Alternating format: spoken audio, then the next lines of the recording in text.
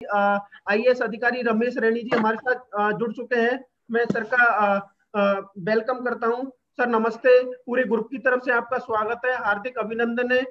और ये जो मुहिम स्टार्ट की है उसके पीछे हमने एक लॉजिक भी रखा है कि हमारे चाहे ग्रुप डी अधिकारी हो, चाहे कोई आईएएस अधिकारी हो, यानी नीचे के लेवल से और टॉप लेवल तक हमने उसका रेंज रखी है। तो उसमें केवल हमने ये रखा है कि हर सरकारी कर्मचारी हमको केवल 100 रुपए डोनेशन मिलेगी हर महीने, प्रति महीने हमने 100 रुपए डोनेशन रखा है।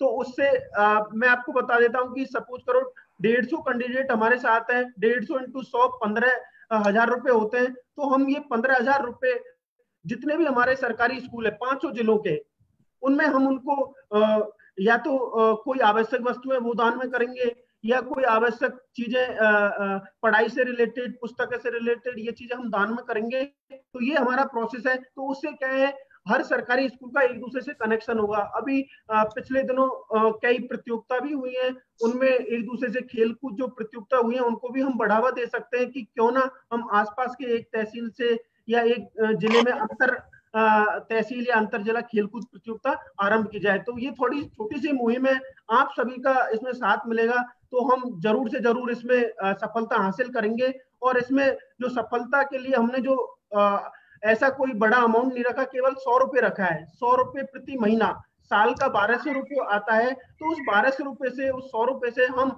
हमारे गरीब जो विद्यार्थी हैं, सरकारी स्कूलों में जो विद्यार्थी हैं, उनको हम कैसे सुविधाएं उपलब्ध करा सकते हैं, इसके लिए हमने ये मुहिम स्टार्ट की है। मैं अभी निवेदन करना चाहूंगा, राजकुमार मीणा जी जो नायगांव से बिलोंग करते हैं, वो इसकी जो हमारी थीम है इसको थोड़ा सा और विस्तार से समझाएं। राजकुमार मीणा जी।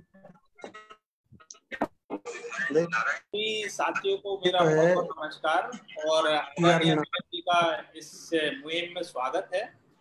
अब सबसे पहले थोड़ा सा ब्रीफ हमारे शिवम ने कर दिया है कि हम किस चीज को लेकर निकले हैं, लेकिन इसमें सबसे पहले मैं थोड़ा सा और इसमें बताना चाहूंगा कि इसकी जरूरत क्यों पड़ी, कि हम ये मुहिम चलाई क्यों। अक्सर पहला क्वेश्चन आता है कि कोई चीज की जरूरत क्यों पड़ी, हमें ऑब्जेक्ट मेन नीड क्या थी इसको चालू करने की। और इसके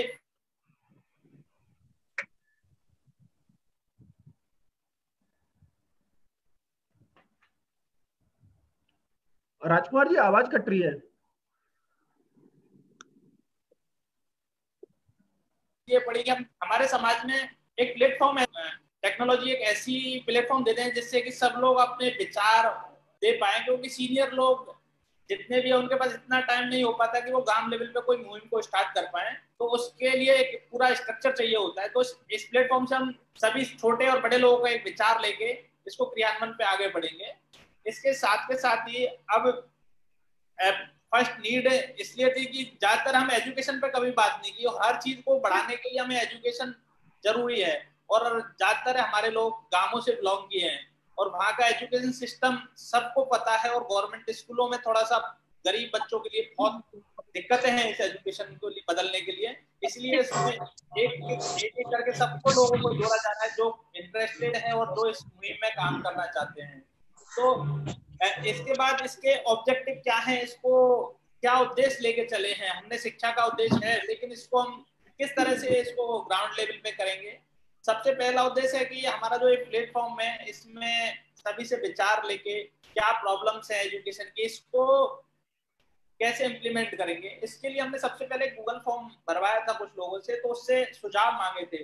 तो मैक्सिमम जो सुझाव आए थे कि जो सहभागिता है, लोकल लेवल पे सहभागिता और जागरूकता एक बहुत बड़ा इशू है। तो हम आज के इस प्लेटफॉर्म से सब नीचे लेवल तक जागरूकता फैलाने का स्टार्ट करेंगे, जिससे कि लोग जागरूक हो। और धीरे धीरे इस मूवमेंट में जब ज्यादा लोग जुड़ेंगे तो हम ग्राउंड लेवल पे भी इसको स्टार्ट करेंगे, जिससे कि हम गांव लेवल पे भी काम कर पाए। और इससे हम बच्चों के प्रति सेमिनार कंडक्ट करके, जिससे कि बच्चे का 12वीं के बाद पता नहीं होता बच्चों को कि कहाँ जाना है, क्या करना है। 10th के बाद लोग अच्छा सब्जेक्ट सेलेक्ट नहीं कर पाते। उसके लिए भी हम एक मूवमेंट स्टार्ट करके हर गांव लेवल पे स्टार्ट करेंगे कि एक सेमिनार कंडक्ट हो, जिससे कि लोग अपने सही सब्जेक्ट सेलेक्ट कर पाए। अक्सर हमने हमारी इंजीनियरिंग में देखा है कि जब हम इंजीनियरिंग कर रहे थे तो ये नहीं पता था कि कौन सी ब्रांच लेनी है, कौन सा कॉलेज सेलेक्ट करना है। तो ये छोटी छोटी गलतियों के कारण पूरी जिंदगी भर लोगों को रोना पड़ता है। अच्छा टैलेंट होते हुए भी एक अच्छी डायरेक्शन नहीं ले पाते हैं। तो इन छोटी छोटी सभी चीजों को हम जोड़ के, जिससे कि एक साथ एक प्लेटफॉर्म ऐसा दे पाए जिससे कि हम एक साथ जुड़ के एक अच्छी सोच रखने वाले लोग और बिना राजनीति के हम इस चीज में आगे बढ़ पाए, जिससे कि गरीब, नीचे जो गरीब लेवल पे लोग हैं, जिन लोगों को बेसिक सुविधाएं नहीं मिल पा रही हैं, लोगों को अवेयरनेस नहीं है जिस चीज के बारे में, क्योंकि स्कूलों में बहुत सारी स्कीम्स होती हैं लेकिन गरीब लेवल पे बच्चों को अवेयरनेस नहीं है। तो उसको हम, ग्राम समिति बनी हुई है कुछ गांवों में और नहीं बनी हुई है, तो उन गांवों में हम बनाने की कोशिश करेंगे और उन गांवों से की समितियों के साथ कोऑर्डिनेशन बिठा के इसको हम आगे बढ़ाएंगे। तो यही हमारे ऑब्जेक्टिव्स हैं अभी कि ये हम करने जा रहे हैं और धीरे धीरे आगे का जैसे चलेगा सबके विश्वास और सबके सहयोग के साथ हम इसको आगे बढ़ाएंगे। मैं आगे किशन साहब जी को इनवाइट करना चाहूंगा कि वो फर्दर आज का जो हमारा एजेंडा है, जो हमने आज का जो खेल कूद को लेके लिया है कि क्या इस पे आगे क्या कैसे आज का दिन चलेगा, तो उसके लिए मैं किशन साहब जी को इनवाइट करना चाहूंगा कि वो इस पे आगे ब्रीफ करें। किशन साहब जी।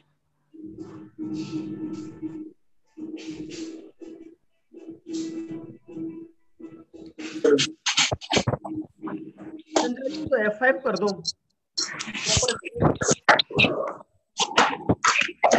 ग्रामीण शिक्षा सुधार संस्थान के विकास के लिए एक प्रयास है। थी ना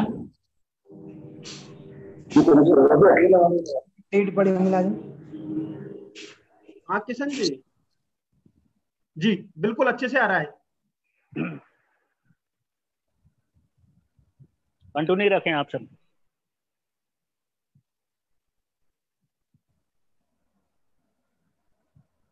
किशन जी आपका माइक ऑफ तो नहीं है?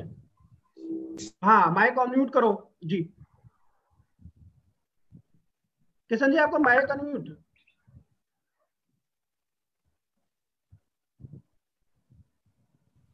हाँ किशन जी इसको स्टार्ट से लो, स्लाइड को स्टार्ट से लो जी। बिल्कुल F5 तो कर दो, फर्स्ट स्लाइड जी, इसको F5 कर दो, F5 जी। स्टार्ट करें किशन जी। नमस्कार साथियों, जब ग्राम विकास की बात आती है तो उसमें सबसे महत्वपूर्ण मुद्दा होता है शिक्षा।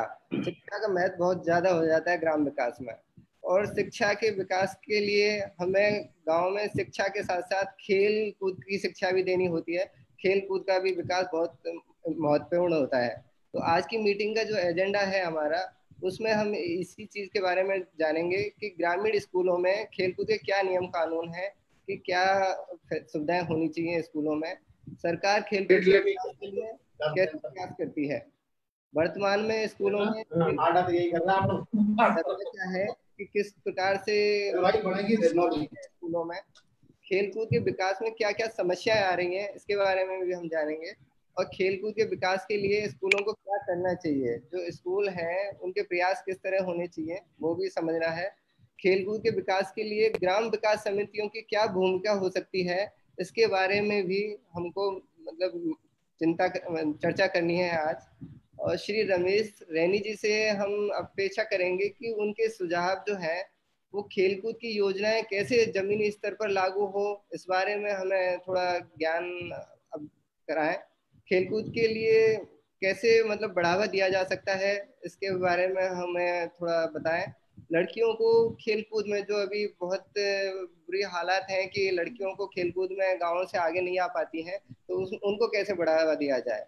कुछ जो रूढ़िवादी मानसिकता है गाँव की, जो लड़कियों को आगे नहीं बढ़ने देते हैं, उन पे हम कैसे मतलब बदल सकते हैं और लड़कियों को कैसे आगे ला सकते हैं, ये समझना है।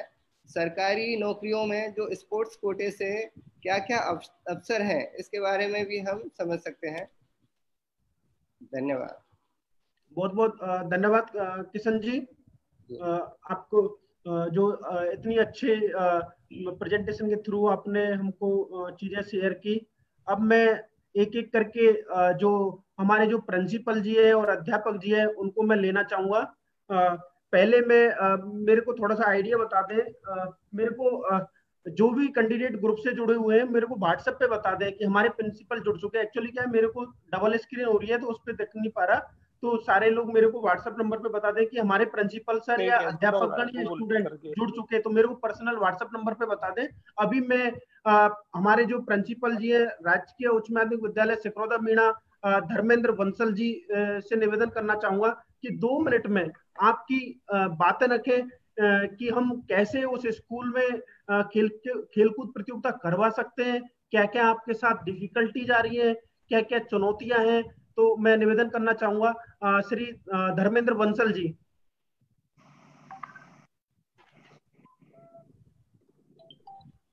एक मिनट सर, आपका माइक ऑन कर देता हूं, एक मिनट रुको सर। सर आपका माइक आप खुद कर लो या तो धर्मेंद्र जी माइक ऑन कर लो जी। श्री धर्मेंद्र बंसल जी। सभी को मेरा नमस्कार। सर आवाज आ रही है? जी जी आ रही है। मैं धर्मेंद्र कुमार बंसल, प्रिंसिपल राजकीय उच्च माध्यमिक विद्यालय सिकरौदा मीना, जहाँ से कि शिवम जी बिलोंग करते हैं। मैं ये कहना चाहूंगा सर कि स्पोर्ट्स के क्षेत्र में जो मैं मेरे स्कूल में देख रहा हूँ कि सबसे मुख्य समस्या तो ये है कि वहाँ पर एक अच्छे खेल के मैदान की कमी है, क्योंकि जो हमारा स्कूल है उसके भवन के साथ ही खेल का मैदान जुड़ा हुआ है। इसके लिए बेसिकली कोई अलग जमीन आवंटित नहीं है, और अगर हम वहाँ कोई बड़ी प्रतियोगिता या इस तरह का कराना चाहते हैं तो वो कमी महसूस होती है।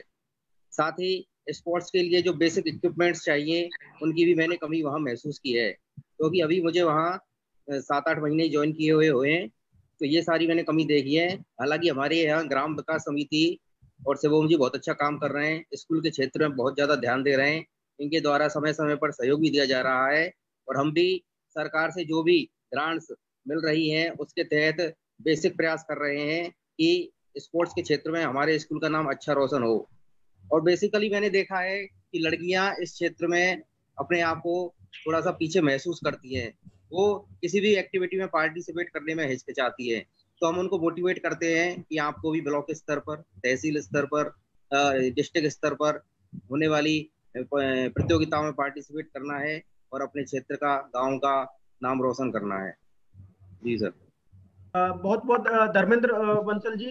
मैं अभी इसी के साथ हमारे जो शारीरिक शिक्षक हैं मदन मोहन नापित जी से निवेदन करना चाहूंगा। मदन मोहन नापित जी।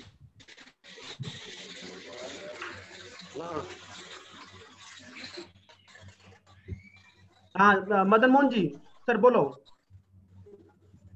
सर आप मेरे को सुन पा रहे हो? मदन मोहन नापित जी, हाँ सर बोलो।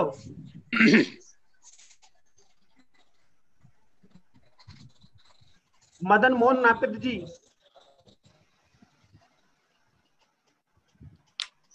उनका नेटवर्क प्रॉब्लम है, उनको बाद में ले लेंगे। शारीरिक शिक्षक हैं मदन मोहन नापित जी। अब मैं निवेदन करना चाहूंगा विवेक शर्मा जी। विवेक शर्मा जी हैं विवेक शर्मा जी। जी सर नमस्ते। Hello sir. हाँ सर बोलो, आ रही है आवाज। नमस्ते सर। नमस्ते जी सर, मैं राजकीय उच्च माध्यमिक विद्यालय सेमाड़ा से मैं टीचर हूँ, वरिष्ठ अध्यापक इंग्लिश का। जी सर। और स्कूल से संबंधित और खेल कूद से संबंधित दोनों ही बारे आवाज चालू है ना? आवाज जी जी। एक तो सर हमारे स्कूल में थोड़ा इंफ्रास्ट्रक्चर की प्रॉब्लम है, थोड़े से कमरे वगैरह कम है, इसलिए थोड़ा बच्चों की पढ़ाई पे प्रॉपर ध्यान नहीं दे पाते। और दूसरा मतलब एक साथ क्लासों को छोटे बड़ी क्लास बैठानी पड़ती है, तो शिक्षा का उनमें स्तर का अंतर होता है। एक तो 5th क्लास है, एक पहली क्लास है, अब एक साथ बैठाएंगे तो थोड़ा दिक्कत आती है। दूसरा गेम में हम कोशिश कर रहे हैं, हमारे पीटीआई जी भी थे, वो भी 2 साल रिटायर हो गए, पीआरएस ले लिया, फिलहाल पीटीआई जी भी नहीं है, और हमारे पास मैदान की समस्या है। जी सर, बहुत बहुत धन्यवाद विवेक शर्मा जी, आपने हमको चीजें अवगत कराई है। मैं कोर कमेटी के टीम के सदस्यों से भी निवेदन करना चाहूंगा कि आप आपके साथ पेन और कॉपी रखें, जिससे भी जो अच्छे जो पॉइंट है उनको आप साथ में नोट करते चलें। बहुत बहुत धन्यवाद विवेक शर्मा जी। अब मैं निवेदन करना चाहूंगा राजकीय उच्च माध्यमिक विद्यालय नांदोती राजेश मेहर जी। सर ग्रुप के सभी साथियों को मेरा सादर नमस्कार। नमस्कार जी। जी सर मैं बताना चाहूँगा कि ग्रामीण क्षेत्र में जो स्कूल है उनमें खेलों के विकास में जो समस्याएं सामने आ रही है उनमें से कुछ पॉइंट इस तरह से हैं, आप देखिए तो उस पर सभी साथी गौर करें और उन्हें थोड़ा दूर करने का प्रयास करें और आप भी अपने सुझाव दें। रमेश जी से भी निवेदन करना चाहूँगा कि आप अपने बहुमूल्य सुझाव हमें दें। एक तो मैंने देखा है कि अब मेरा ये छठा स्कूल है, इनमें छठे स्कूल में से ये जो पहला स्कूल दिख रहा है, जो ये तो गवर्नमेंट की स्कीम है कि यहाँ सारी सुविधाएं हैं, 16 बीघा पक्का यहाँ मैदान है, तो यहाँ सब तरह की सुविधाएं हमें उपलब्ध है। बाकी 5 स्कूल मेरे को आज से पहले जो मिले हैं उन स्कूलों में खेल का मैदान तो दूर की बात है, विद्यालय के लिए जो परिसर है उसी का बहुत अभाव है। इससे पहले मैं जो धवान स्कूल में था, जो प्राइमरी स्कूल की बिल्डिंग होती है, प्राइमरी स्कूल का जो एक तरह परिसर होता है, इस तरह का परिसर था। पूर्व स्कूल भी इसी तरह के थे। तो जब स्कूल में मतलब प्रेयर स्थल तक नहीं होता है अच्छा सा, तो खेल तो वहाँ कैसे हो सकता है। तो ये मैं आप लोगों से निवेदन करना चाहूंगा और जो भी लोग सुन रहे हैं उनसे भी निवेदन करना चाहूंगा कि गांव के लोगों से या गवर्नमेंट स्तर से जिस तरह से भी प्रयास करके और स्कूलों के लिए अधिक से अधिक भूमि उपलब्ध करवाई जाए, ताकि खेलकूद की जो समस्या है। जी राजेश जी। हाँ माफ कीजिए सर, बीच में एक फोन आ गया था, डिस्टर्ब हो गया थोड़ा। तो मैं अपना पॉइंट रख रहा था कि भाई गवर्नमेंट स्तर से और या ग्रामीण स्तर से हमें इस तरह के प्रयास किए जाए कि हमें खेल के मैदान के लिए भूमि उपलब्ध हो। जब भूमि हमारे पास उपलब्ध होगी तभी हम बच्चों को खिला पाएंगे। दूसरा, अधिकतर सरकारी जो स्कूल है वहाँ पर जो शारीरिक शिक्षक है उनके पद रिक्त पड़े हैं, तो जब उनको खेलकूद का नॉलेज है, किस तरह से खेल खिलाए जाए, खेलों के क्या नियम कानून कायदे हैं, ये शारीरिक शिक्षकों को ही पता होता है, सामान्य शिक्षक को इस चीज का पता नहीं होता है। इसलिए सारे जो पद है शारीरिक शिक्षकों के उनको भरवाया जाए, प्रयास करके गवर्नमेंट से कुछ अपील की जाए, अपने राजनीतिक स्तर पर भी जिस तरह से जो है प्रयास करके उनको सबको फिलअप करवाया जाए, ताकि वो बच्चों को अच्छे से खेलकूद का ज्ञान करवा सके और उन प्रतिभाओं को आगे पहुंचा सके। दूसरा, इंफ्रास्ट्रक्चर का जो अभाव है, सरकारी विद्यालयों में खेलकूद की जो सामग्री है वो ही नहीं है, और कई जगह है वहाँ हम शिक्षकों की कमी मान लो, तो वो ऐसी बहुत सी जगह है जहाँ उनका उपयोग ही नहीं हो रहा है, आज तक उपयोग नहीं हुआ। कई स्कूल मैंने ऐसे देखे हैं जहाँ खेल की सामग्री है उनमें दीमक तक लग गई, तो उनको भी इस चीज पे गौर करना चाहिए कि उनका सदुपयोग होना चाहिए। दूसरा एक पॉइंट और है सर, खेलों में राजनीति हो रही है, चाहे आप नीचे के स्तर से देख लो चाहे ऊपर के स्तर तक देख लो, तो खेलों में राजनीति हो रही है। मैं प्रिंसिपल पद पर था, तो मेरे को खेल पर्यवेक्षक लगाया था एक बार जिला शिक्षा अधिकारी ने। तो जिला स्तर के जो खेल कूद हुए थे उनमें मैंने देखा था कि जैसे जिला स्तर के खेल हुए थे उनमें जो रेफरीज थे उन्होंने जो निर्णय दिए थे, वहां भी अपने मिलने वालों की टीम को जिताने के लिए कुछ निर्णय गलत हुए थे थोड़े, तो वो गलत है। फिर उसके बाद में जिला स्तर के जो खिलाड़ी है उनको राज्य स्तर पर भेजा जाता है, तो कई स्कूलों में से टीम का चयन किया जाता है अच्छे अच्छे खिलाड़ियों का, तो वहाँ भी जो पीटीआई मतलब जो शारीरिक शिक्षक वगैरह है या जो प्रिंसिपल वगैरह है वो इधर उधर से अप्रोच लगवा करके भाई मेरी स्कूल का एक खिलाड़ी ले लो, मेरी स्कूल का एक खिलाड़ी ले लो। तो जो क्या है कि इस तरह से जब राजनीति होती है उसमें तो जो प्रतिभा है वो तो पीछे रह जाती है, और जो वाकई जो हकदार होता है वो आगे नहीं पहुंच पाता है, तो ये प्रतिभाओं के साथ अन्याय हो रहा है। तो इसलिए मैं यहाँ आप सभी से कहना चाहूंगा कि इस तरह जो खेलों में जो निचले स्तर से लेकर के राष्ट्रीय स्तर तक आप देख सकते हो जो राजनीति हो रही है, इस राजनीति को रोका जाए और प्रतिभाओं को मौका दिया जाए ताकि खेलों को आगे बढ़ाया जा सके। दूसरा, बजट का बहुत नितांत अभाव हो रहा है खेलों के लिए। मैं देख रहा हूँ सरकारी स्कूलों में, राजस्थान के सरकारी स्कूलों में मुश्किल से 50-60 हजार रुपए का बजट आ जाए जो साल भर के लिए आता है, स्पेशल खेलों के लिए वो बजट नहीं आता है। वो बजट आता है कि स्टेशनरी वगैरह है, पानी का बिल है, बिजली का बिल है और अदर एक्टिविटी है, कंप्यूटर का जो खर्चा है, उस सब के लिए 50-60 हजार रुपये आता है। उस 50-60 हजार रुपये के अंदर ही आप खेलों की उम्मीद करो, उसी के अंदर बाकी सुविधाओं की उम्मीद करो, तो ये संभव नहीं है। आप देखिए हरियाणा पंजाब जैसे जो स्टेट है वहाँ खेलों के लिए अलग से बजट अलॉटमेंट होता है, लाखों में और बजट अलॉटमेंट होता है, जिम वगैरह इस तरह और स्पोर्ट्स की बहुत तरह की सुविधाएं उपलब्ध होती है। सुविधाएं अपने यहाँ भी होना चाहिए। और ग्राम विकास जो समितियां हैं उनसे भी निवेदन करना चाहूंगा कि वो भी अपने गांव के जो स्कूल्स है उनमें कुछ सहयोग करें, स्पोर्ट्स की जो सामग्री है या और जो मतलब पढ़ाई लिखाई से संबंधित जो सामग्रियां हैं वो दें। अधिकतर मैंने देखा है ग्राम विकास समिति नाम की है, मुश्किल से 1% या 2% गाँव में शायद ये अच्छे से काम कर रही होगी, बाकी अभी एक व्हाट्सएप ग्रुप बना दिया जाता है और उसका नाम ग्राम विकास समिति के नाम से चल रहा है। बाकी रजिस्टर्ड तो शायद बहुत ही कम गाँवों में है, जिन गाँवों में है वो बहुत बधाई और धन्यवाद के पात्र है, और जिन गाँवों में नहीं है वहाँ भी थोड़ा प्रयास होना चाहिए। तो आप सभी इस पे मेरी जो बातें हैं इन पे गौर करें और हमें आगे बताएं। रमेश जी और आपसे उसी निवेदन है कि इन बातों को हमें और बताएं आगे से। धन्यवाद, मेरी बात यही है। बहुत बहुत धन्यवाद राजेश मेहर जी, प्रिंसिपल नादौती, बहुत बहुत धन्यवाद। आपने काफी अच्छे अमूल्य हमको वचन दिए। मैं इसी कड़ी के साथ राजकीय उच्च माध्यमिक विद्यालय के स्टूडेंट हैं वो जुड़ चुके, तो अपन थोड़ी स्टूडेंट्स की राय ले लेते हैं। शिव कुमार जाटव जी से निवेदन करना चाहूंगा एक एक स्टूडेंट से संपर्क कराएं। शिव कुमार जाटव जी। ग्रुप के सभी साथियों को मेरा नमस्कार सर। नमस्कार। हेलो। हाँ, आवाज आ रही है, बोलो। हाँ, तो मैं स्कूल के स्टूडेंट्स से आपको मिलवाता हूँ। बेटा आपका नाम बताओ, क्या नाम है बेटा आपका? नीतेश जाटव। जीतेश जाटव, कौन सी क्लास में पढ़ते हो? नीतेश जाटव। नीतेश जाटव, कौन सी क्लास में पढ़ते हो बेटा? 11th में। बेटा खेलकूद से रिलेटेड आपके स्कूल में क्या क्या खेलकूद प्रतियोगिता होती है, आप थोड़ा बताओगे? वॉलीबॉल खेला जाता है सर कभी। Very good. और कुछ नहीं खिलाया जाता, केवल वॉलीबॉल खेला जाता है? हाँ बिल्कुल। आपको क्या खेलने की इच्छा होती है? मन करता होगा ना कि मेरे को ये खेलना है वो खेलना है, तो कुछ खेल के नाम पता है आपको? क्या क्या खेलने का मन करता है आपको? क्रिकेट खेलने का मन करता है, वेरी गुड। और खो खेलने का मन करता है। तो खो के लिए तो बेटा आपके पास उपलब्ध जो ग्राउंड है वो अच्छा है, तो कभी आप अपने प्रिंसिपल सर से निवेदन करो, शारीरिक शिक्षक उनसे निवेदन करो कि जो क्रिकेट के लिए तो नहीं बोल सकता लेकिन खो खो के लिए अपने पास उपलब्ध मैदान है। धन्यवाद नीतेश जी। आपके साथ दूसरे स्टूडेंट जुड़े, उनसे बात कराओ। आपके साथ दूसरे छात्र जुड़े हुए हैं।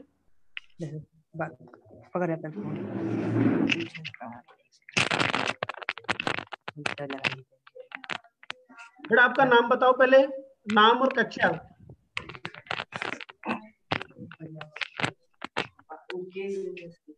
बेटा आप कौन सी क्लास में पढ़ते हो? 11th। Very good. क्या क्या खेल खेले जाते हैं आपके स्कूल में? वॉलीबॉल। Very good. और इसके अलावा और कोई खेल नहीं खेलते? नहीं खाते नहीं गुरुजी, और गांव में तो क्रिकेट भी खेलते हैं। अच्छा, आपका क्या क्या खेल खेलने का मन करता है बेटा? मन करता होगा, क्या क्या खेल खेलने का मन करता है आपका? खो खो और वॉलीबॉल, क्रिकेट, हॉकी फुटबॉल आदि। फुटबॉल, चलो बेटा बहुत बहुत धन्यवाद। फुटबॉल आदि। जी बहुत बहुत धन्यवाद। मैं शिव कुमार जी से निवेदन करना चाहूंगी, शिव कुमार जी आप भी अध्यापक हो तो आप थोड़ा सा बताओगे? शिव कुमार जी।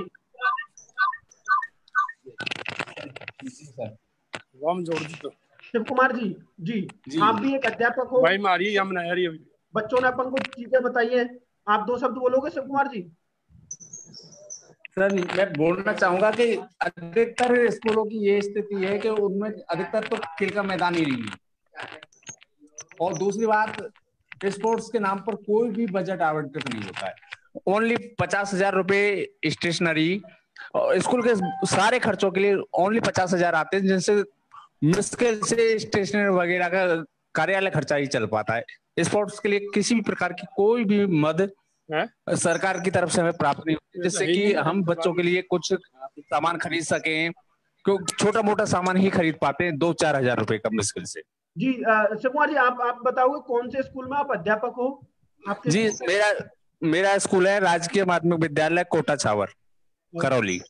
कोटा छावन करौली जी। हाँ बहुत बहुत धन्यवाद शिव कुमार आपको, आप हमसे जुड़े। अब आप स्टूडेंट को फ्री कर सकते हो, आपके स्टूडेंट का फीडबैक आ गया। बहुत बहुत धन्यवाद शिव कुमार जाटव जी, और उनको जुड़े रखने के लिए आप साथ में रखो, सुनना चाहे तो सुन ले। अब मैं निवेदन करना चाहूंगा कालूराम बैरवा जी, प्रिंसिपल कालूराम बैरवा जी।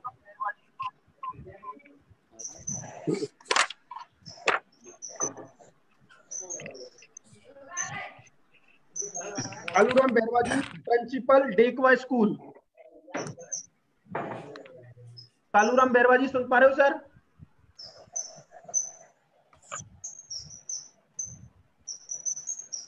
कालूराम बैरवा जी शायद अपने उसमें नहीं है। राजेंद्र पीटीआई जी, राजेंद्र पीटीआई जी,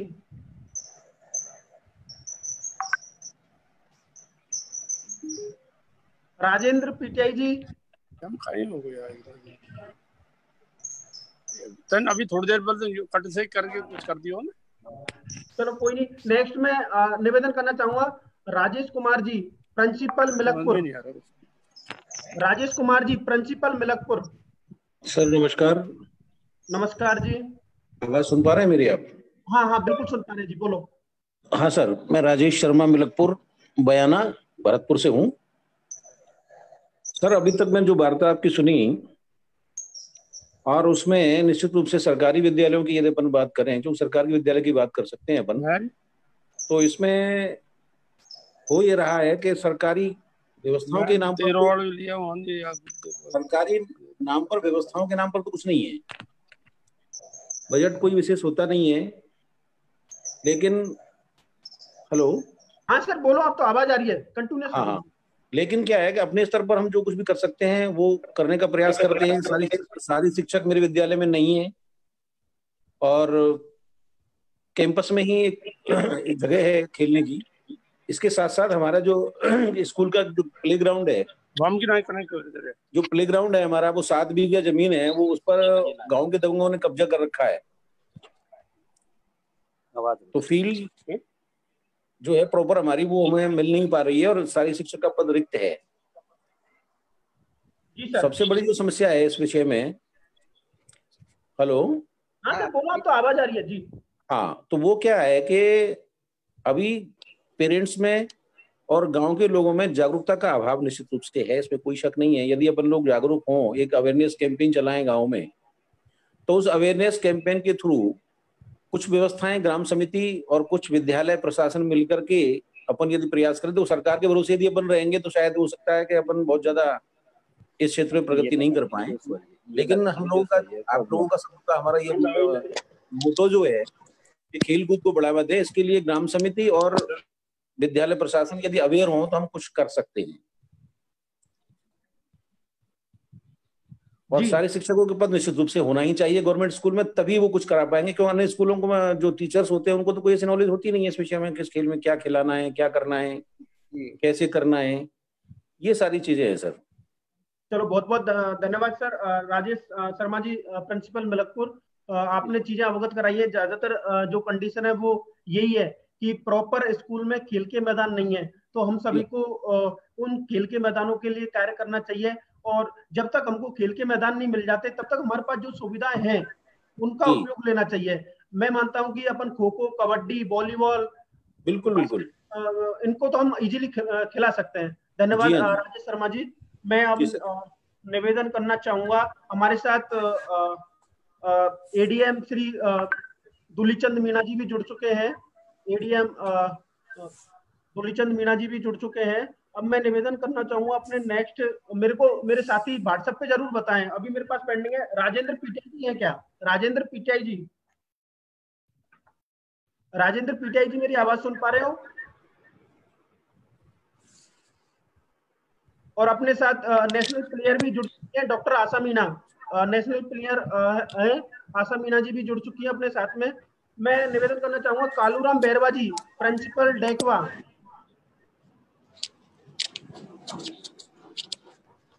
प्रिंसिपल डेकवा। रामविलास मीणा जी, आप अध्यापक हो तो आप बोलने की कोशिश करें।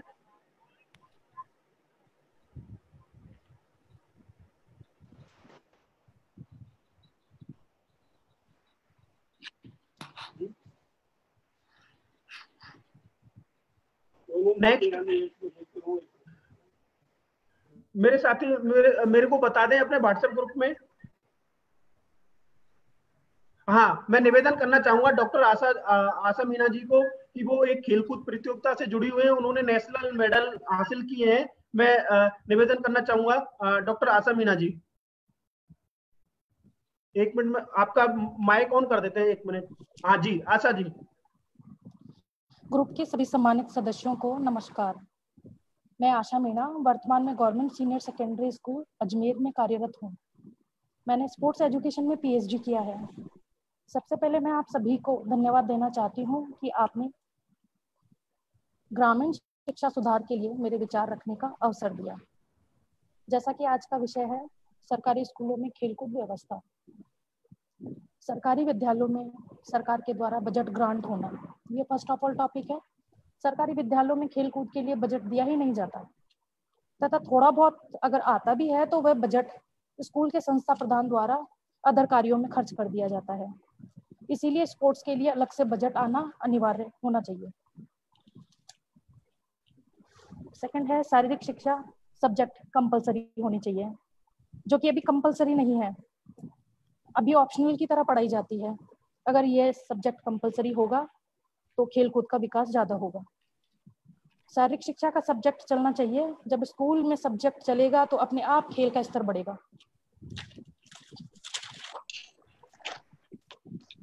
और ग्राउंड का विकास। ग्राउंड स्कूल में बहुत जगह तो बच्चों के पास बैठने को रूम्स ही नहीं होते, पर खेल के लिए अगर सब्जेक्ट लागू होगा, कंपलसरी सब्जेक्ट दिया जाएगा तो ग्राउंड का विकास भी होगा। और प्राइमरी विद्यालय 5वीं तक के विद्यालय में तो शारीरिक शिक्षक ही नहीं होता। प्राइमरी विद्यालय में शारीरिक शिक्षक की नियुक्ति करनी चाहिए। क्लास 5 तक के बच्चों का भी शारीरिक शिक्षक व मानसिक विकास जरूरी है। हमें स्पोर्ट्स को एक कल्चर की तरह विकसित करना होगा, जिससे प्रत्येक बच्चे को खेलकूद से वंचित ना हो सके, सभी का समान रूप से ज्यादा विकास हो सके। और स्पेशल स्पोर्ट्स स्कूल्स होनी चाहिए खेलकूद के लिए, जो कि वर्तमान में हमारे यहाँ राजस्थान में नहीं है। हमारे पूरे राजस्थान में ओनली एक ही स्कूल है और एक ही महाविद्यालय है। पहला ये शार्दुल खेल विद्यालय बीकानेर, जो कि एक ही स्पोर्ट्स स्कूल है, और एक ही महाविद्यालय है राजकीय शारीरिक शिक्षक महाविद्यालय जोधपुर। तो ये स्पोर्ट्स स्कूल व स्पोर्ट्स कॉलेज प्रत्येक जिला स्तर पर होना चाहिए, ताकि खेल का स्तर सुधर सके। और मैं टूर्नामेंट्स के बारे में बात करना चाहूंगी। सरकार द्वारा ग्राम पंचायत स्तर पर खेल ओलंपिक आयोजित करने चाहिए, ताकि उससे हमें अच्छी प्रतिभाओं का मालूम चले तथा हम उन सभी प्रतिभाओं को आगे भेज सकें। ये ग्राम पंचायत, ब्लॉक स्तर, जिला लेवल, स्टेट और नेशनल सभी पे होना चाहिए। स्टार्टिंग ग्राम पंचायत से करनी चाहिए इसकी, और हम इसमें ग्रामीण खेलों की प्रतियोगिताओं को आगे भेजेंगे। खेलो इंडिया यूथ गेम, ये खेलो इंडिया यूथ गेम जो है ये नेशनल लेवल पे ही होते हैं। ये स्टेट लेवल या ब्लॉक लेवल ऐसा नहीं होता, ओनली स्टार्टिंग नेशनल। तो इसकी स्टार्टिंग भी ग्राम पंचायत लेवल से करनी चाहिए, स्कूलों से करनी चाहिए। ये ओपन टूर्नामेंट होते हैं। ग्राम पंचायत स्तर खेल छात्र, और जो ग्राम पंचायत स्तर पर एक खेल छात्रावास भी होना चाहिए, क्योंकि ओपन टूर्नामेंट अगर होंगे तो उसमें सभी बच्चे पार्टिसिपेट करेंगे। ये स्कूल का नहीं होता, इसमें कोई भी पार्टिसिपेट कर सकता है, कॉलेज, स्कूल, एज कैटेगरी के अकॉर्डिंग।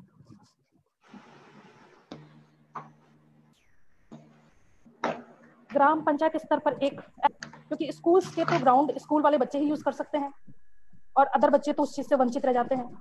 अगर एथलेटिक ट्रैक होगा ग्राम पंचायत लेवल पे तो सभी बच्चों का सर्वांगीण विकास होगा। ग्राम पंचायत स्तर पर एक खेल प्रशिक्षक की नियुक्ति होनी चाहिए, ताकि उससे उसकी देखरेख में बच्चों का डेवलपमेंट हो सके स्पोर्ट्स के प्रति। और जैसा कि स्कूलों के अंदर बताया गया है कि ग्राउंड्स नहीं होते, अभी गांव में खेल के मैदान का बहुत अभाव होता है, इसके साथ शारीरिक शिक्षक नहीं होता। अभी घरिया के मंदिर विद्यालय में सपोटरा, वहां अभी खेल कूद के लिए 8 बीघा जमीन ग्राम पंचायत ने आवंटित की है। सभी जगह ग्राम पंचायत को खेल कूद के लिए जगह आवंटित करनी चाहिए। बस मैं इतना ही कहना चाहूंगी। धन्यवाद। बहुत बहुत धन्यवाद डॉक्टर आशा मीणा जी। आपने जो चीज ग्राउंड लेवल की है और उस चीज में आपने पीएचडी भी हासिल कर रखी है खेल से रिलेटेड, योगा से रिलेटेड, तो बहुत बहुत धन्यवाद आशा मीणा जी। आपने इतने अच्छे शब्द हमको प्रोवाइड किए। यदि आप जुड़े रहना, हमारे कोई शिक्षक साथी, स्टूडेंट साथी आपसे बात करना चाहे तो उनको आप डायरेक्टली आप उनको जवाब दे सको। बहुत बहुत धन्यवाद डॉक्टर आशा मीणा जी। अब मैं निवेदन करना चाहूंगा Subhash ji, principal Delhi, Subhash ji, sorry principal Dholpur. Subhash ji, Subhash ji सुन पा रहे हो? जी नमस्कार। नमस्कार जी, नमस्कार जी, बोलो सर। सर एक्चुअली मैं धौलपुर से, तो धौलपुर का निवासी हूँ, प्रिंसिपल दिल्ली में ही हूँ, नारायणा स्कूल में। जी सर। तो चूंकि अब ये मैं जो समझ पाया हूँ अभी तक जो बात है वो ग्रामीण खेल कूद से रिलेटेड है, वहाँ की सुविधाओं से है। दिल्ली और हमारे राजस्थान के हिसाब से बहुत डिफरेंस है। दिल्ली में फंड भी अलग से होते हैं और खेल सुविधाएं भी यहाँ पर अलग से बच्चों के लिए सिलेक्शन हो जाते हैं, वो सारा खर्चा उनका गवर्नमेंट वहन करती है। क्योंकि राजस्थान से मैं इतना ज्यादा परिचित हूँ कि वहां पर किस टाइप की सुविधाएं है और किस टाइप की नहीं है। अगर यहाँ दिल्ली के अंदर तो खेल के लिए अलग से बजट भी आता है, ग्रांट भी है, और स्पेशली जो बच्चे अगर खेल के मैदान फील्ड में ज्यादा आगे बढ़ते हैं तो गवर्नमेंट उनका पूरा ही सिलेक्शन करके और स्टेडियम में रखती है, उनका सारा खर्चा वहन करती है। Thank you.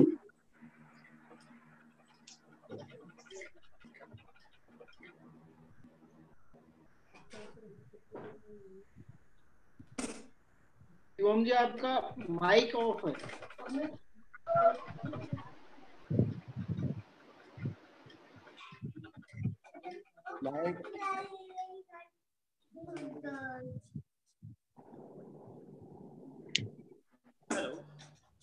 शिवम जी आप माइक ऑन कीजिए, माइक ऑफ है आपका।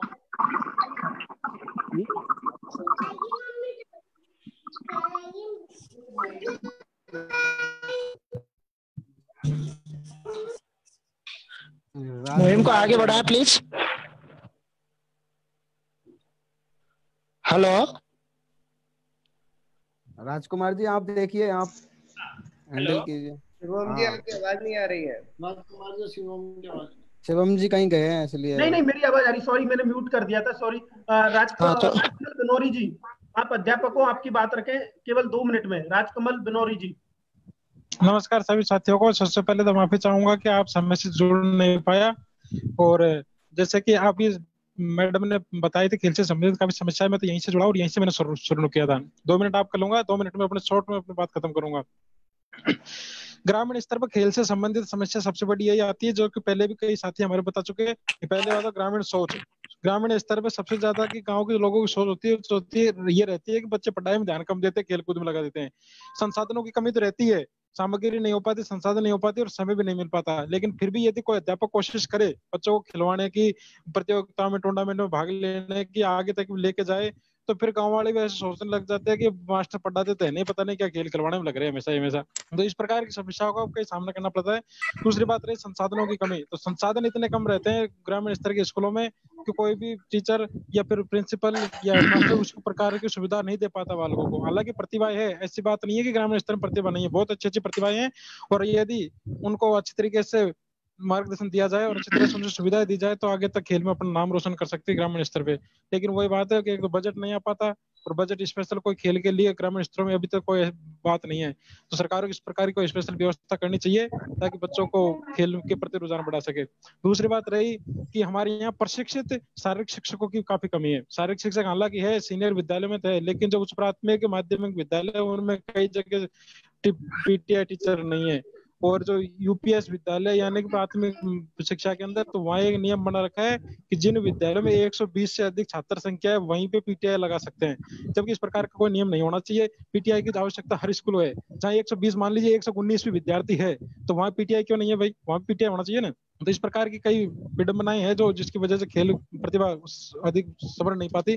इसके बाद में आती है अधिकारी लेवल की भी बात है, जैसे प्रिंसिपल साहब कई हमारे यहाँ पे सुन रहे हैं, इनसे भी मैं निवेदन करना चाहूंगा कि अपने अपने पीओ क्षेत्र के अधीन तो कम से कम इस प्रकार के स्कूलों को निर्देश दे, अपने पीटीआईओ को इस प्रकार से प्रशिक्षित करे।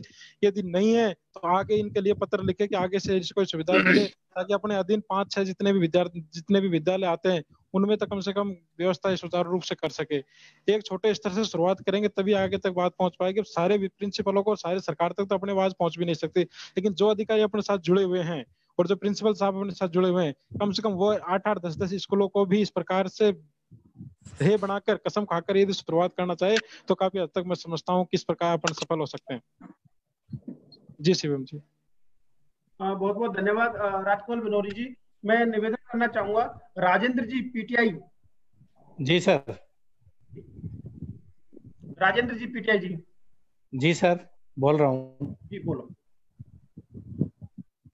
सर। अभी जो मेरे से पूर्व वक्ता भाई साहब ने जो कहा बिल्कुल सही कहा है इन्होंने, कि हमारे सबसे पहले तो क्या है कि संसाधनों की कमी है सरकारी विद्यालय, और संसाधनों के साथ साथ थोड़ी जागरूकता भी स्पोर्ट्स के प्रति अभिभावकों की भी नहीं है।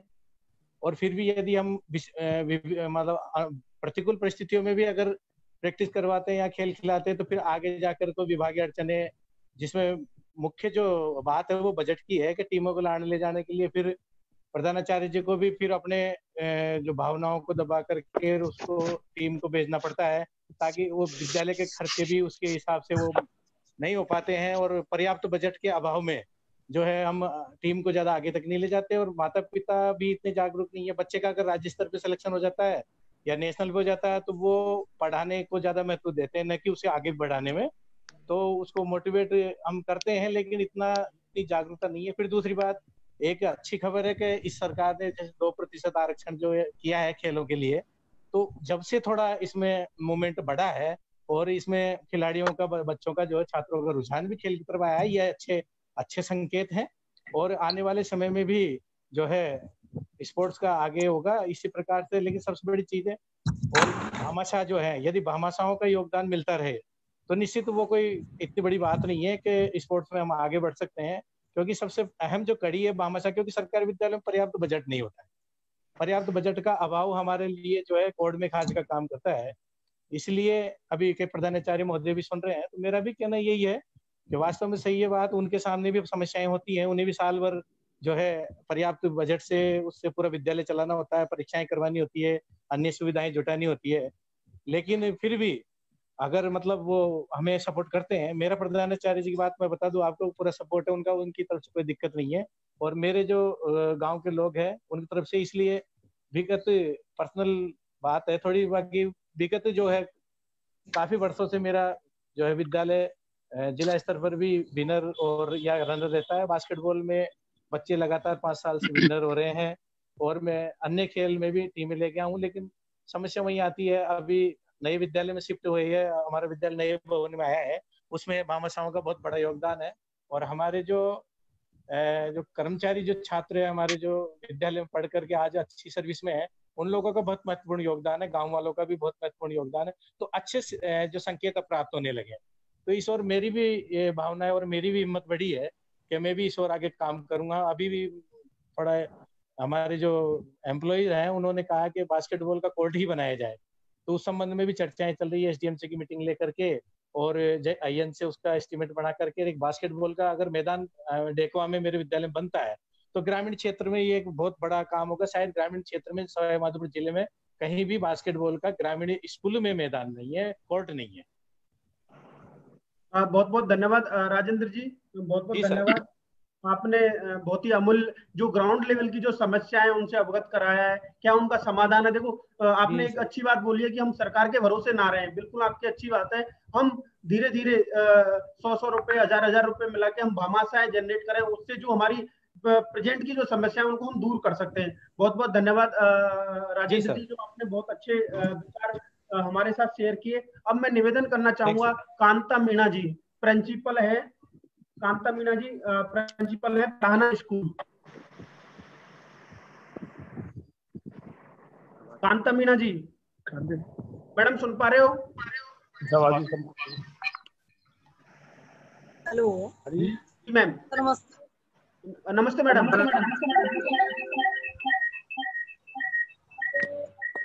आधे बीच में ज्वाइन करिए, मेरे पास वैसे देर से है। मेरा नाम एवं देवी है, थोड़ा माइक को दूर। हेलो माइक की प्रॉब्लम। हाँ जी मैम बोलो। हाँ जी, अभी पीटीआई राजेंद्र जी के है, उसके चश्मदीन गवाह है। क्योंकि मैं पुस्तरा में जब प्रिंस एचएम थी तो मेरे पास कोई ग्राउंड नहीं था, और राजेंद्र जी को मैंने बुलवाया, मैंने कि मैं बच्चों को गेम्स में भेजना चाहती हूँ और लड़कियों को। जी मैम। मैंने उनको बुलवा करके मैंने हैंडबॉल में, जो कि मेरे पास पर्याप्त ग्राउंड नहीं था, मेरे पास जो ग्राउंड था वो 20 बाई 30 का था। जी मैम। 20 बाई 30 फीट के ग्राउंड में मैंने हैंडबॉल में लड़कियों की प्रतियोगिता करवाई है और तैयारी करवाई है, और प्रतियोगिता में उतारने के लिए मैंने 5 लोगों पे भेजा है। इसमें मेरे पास अच्छा पीटीआई नहीं रहे पहले भी, और वर्तमान में भी पीटीआई है पढ़ाना में, पर इतना अच्छा नहीं है। मैंने नायपुर से भी पीटीआई के सहयोग से मैंने बच्चों के अंदर एक ललक पैदा करती हूँ, ताकि वो बच्चे बिना ग्राउंड के और बिना संसाधन के भी ऐसे गेम्स जो अपनी केवल स्वयं की क्षमता पे वो गेम्स जीते जा सके। जहां तक हो, राज्य सरकार द्वारा जो अनुदान दिया जाता है मुश्किल से 4-5 हजार, और छात्र कोष में से जो दिया जाता है आने जाने का खर्चा, इसके अलावा गेम्स के लिए सरकारी स्कूलों में कुछ नहीं मिलता है सर। परंतु फिर भी किसी न किसी भामाशाह के द्वारा सहयोग से बच्चों को मोटिवेट करके पेरेंट्स को भी मोटिवेट किया जाता है, ताकि वो इन बच्चों को भेज सके। गेम्स के क्या फायदे होते हैं ये भी हम अभिभावकों को के अंदर जागृति लाते हैं, ताकि वो अभिभावक की पहचान सके। हाँ, मैंने जो बच्चे कभी तैराकी में बहुत अच्छे थे, नदी में, बनास नदी में और चंबल नदी में खूब तैरना जानते थे, उन बच्चों को भी बिना रूल, उनको मालूम नहीं था, और जैसे पता चला कि हाँ भाई ये तैराकी में बच्चे जानते हैं, तो उनको थोड़े से रूल बताए और मैंने गेम्स में भेजा, तो वो डिस्ट्रिक्ट लेवल पे भी खेल करके आए हैं। और ऐसा मेरा सदैव प्रयास रहा है बच्चों में एक पार्ट होता है जिसमें बच्चे स्वयं भी खेलने के प्रति रुचि लें, शारीरिक शिक्षक हो या नहीं हो, अगर शिक्षक के माध्यम से भी हम बच्चों को खेलने भेज सकते हैं। और मैडम का बहुत ही अच्छा सुझाव है कि ग्राम लेवल पे अगर ये चालू हो जाए, इससे प्रतिभाओं का निखार होगा और बच्चों को भी आगे बढ़ने के लिए प्रेरणा मिलेगी। क्योंकि मैं कभी गेम्स में जा नहीं सकी, मैं भी किसी गांव से बिलोंग करती थी,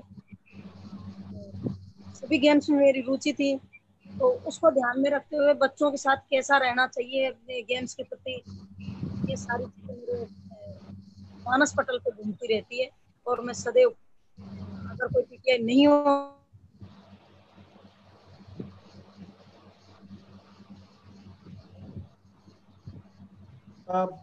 मैं आपका कंप्लीट होगा कांता मीना मैडम, आपका कंप्लीट हो गया मैडम? टीचर को मोटिवेट करके और बच्चों को गेम्स में भेजती हूँ। मेरा तो यही है कि बच्चों को मोटिवेट करने के लिए एक जिज्ञासा उनके अंदर जगानी चाहिए।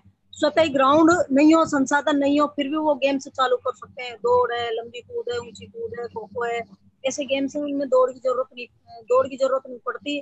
और जब वो ग्राउंड देख करके बच्चे आते हैं तो अपने आप ही पता चल जाता है। मैंने नायपुर से एक बच्चे को भेजा है, वो उसकी इतनी इच्छा हुई कि वो दौड़ में, हालांकि वो नॉमिनेशन जो होते हैं वो तो फाइट कर लिया उसने, परंतु वो स्टेट पे दौड़ में जीत के आना चाहता है। इतनी इच्छा उस बच्चे की, प्रबल इच्छा उस बच्चे के अंदर आ गई, तो वो कहीं से स्वयं जेवलिन लेके आता है और स्वयं दौड़ लगाता है। और वो मेरे को बताता रहता भी कि हम किस तरह दौड़ लगा रहे हैं, कभी टायर बांध के हम ऐसे दौड़ लगाते हैं, क्योंकि अब उनको ग्राउंड मिल चुका है। तो ये चालक और अध्यापक और प्रिंसिपल, पीटीआई, इन सभी के सहयोग से खेल की भावनाओं को विकसित किया जा सकता है। और अगर पॉजिटिव विचारधारा रहती है अध्यापकों की और गांव वालों की, तो कोई भी प्रिंसिपल ये नहीं चाहता कि मैं गेम्स को आगे नहीं बढ़ाऊं, क्योंकि उसके विद्यालय का नाम होता है। सर, ये एक पहचान है, एक अलग आर्ट होता है। गेम्स भी, जितना बच्चे की पढ़ाई जरूरी है उतनी गेम्स भी जरूरी है। मैं इसी भावनाओं के साथ ऐसे सदैव बच्चों के लिए कार्य करती रहूंगी और आप सभी का आशीर्वाद चाहूंगी। धन्यवाद सर। बहुत बहुत धन्यवाद मैडम। आपने, आशा मीना जी ने, जो हमारे बीच में, हम 4 रविवार से लगातार ये संपर्क करते आ रहे हैं, लेकिन आपने आज हमको महिला शक्ति का जो सहयोग देके वास्तव में हमारे जो ख्वाब है उनको और ऊंचाइयों पे पहुंचा दिया कि आज हमारे साथ महिलाएं भी, महिला शिक्षक भी, महिला प्रिंसिपल भी हमारे साथ कंधे से कंधा लगा के काम कर रही है, और आपने हमको सुझाव दिए। बहुत बहुत धन्यवाद मैडम। अब मैं हमारे जो गेस्ट हैं आज के सेवानिवृत्त आईएएस है रमेश रैनी जी से निवेदन करना चाहूंगा। सर आप आए। रमेश रैनी जी, 1 मिनट सर, मैं आपका माइक ऑन कर देता हूं। इसी कड़ी में हमारे साथ एडीएम दुलीचंद मीणा जी भी जुड़े हुए हैं, उनसे भी हम फीडबैक लेंगे। अभी मैं रमेश चंद्र रैनी जी, सर आपका स्पीकर ऑन करो। रमेश रैनी जी,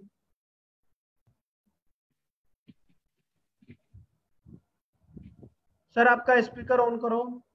हाँ सर दोबारा हो गया, रुको 1 मिनट। जी सर ऑन करो दोबारा, ऑफ हो गया। रमेश जी आपका स्पीकर ऑफ हो गया सर।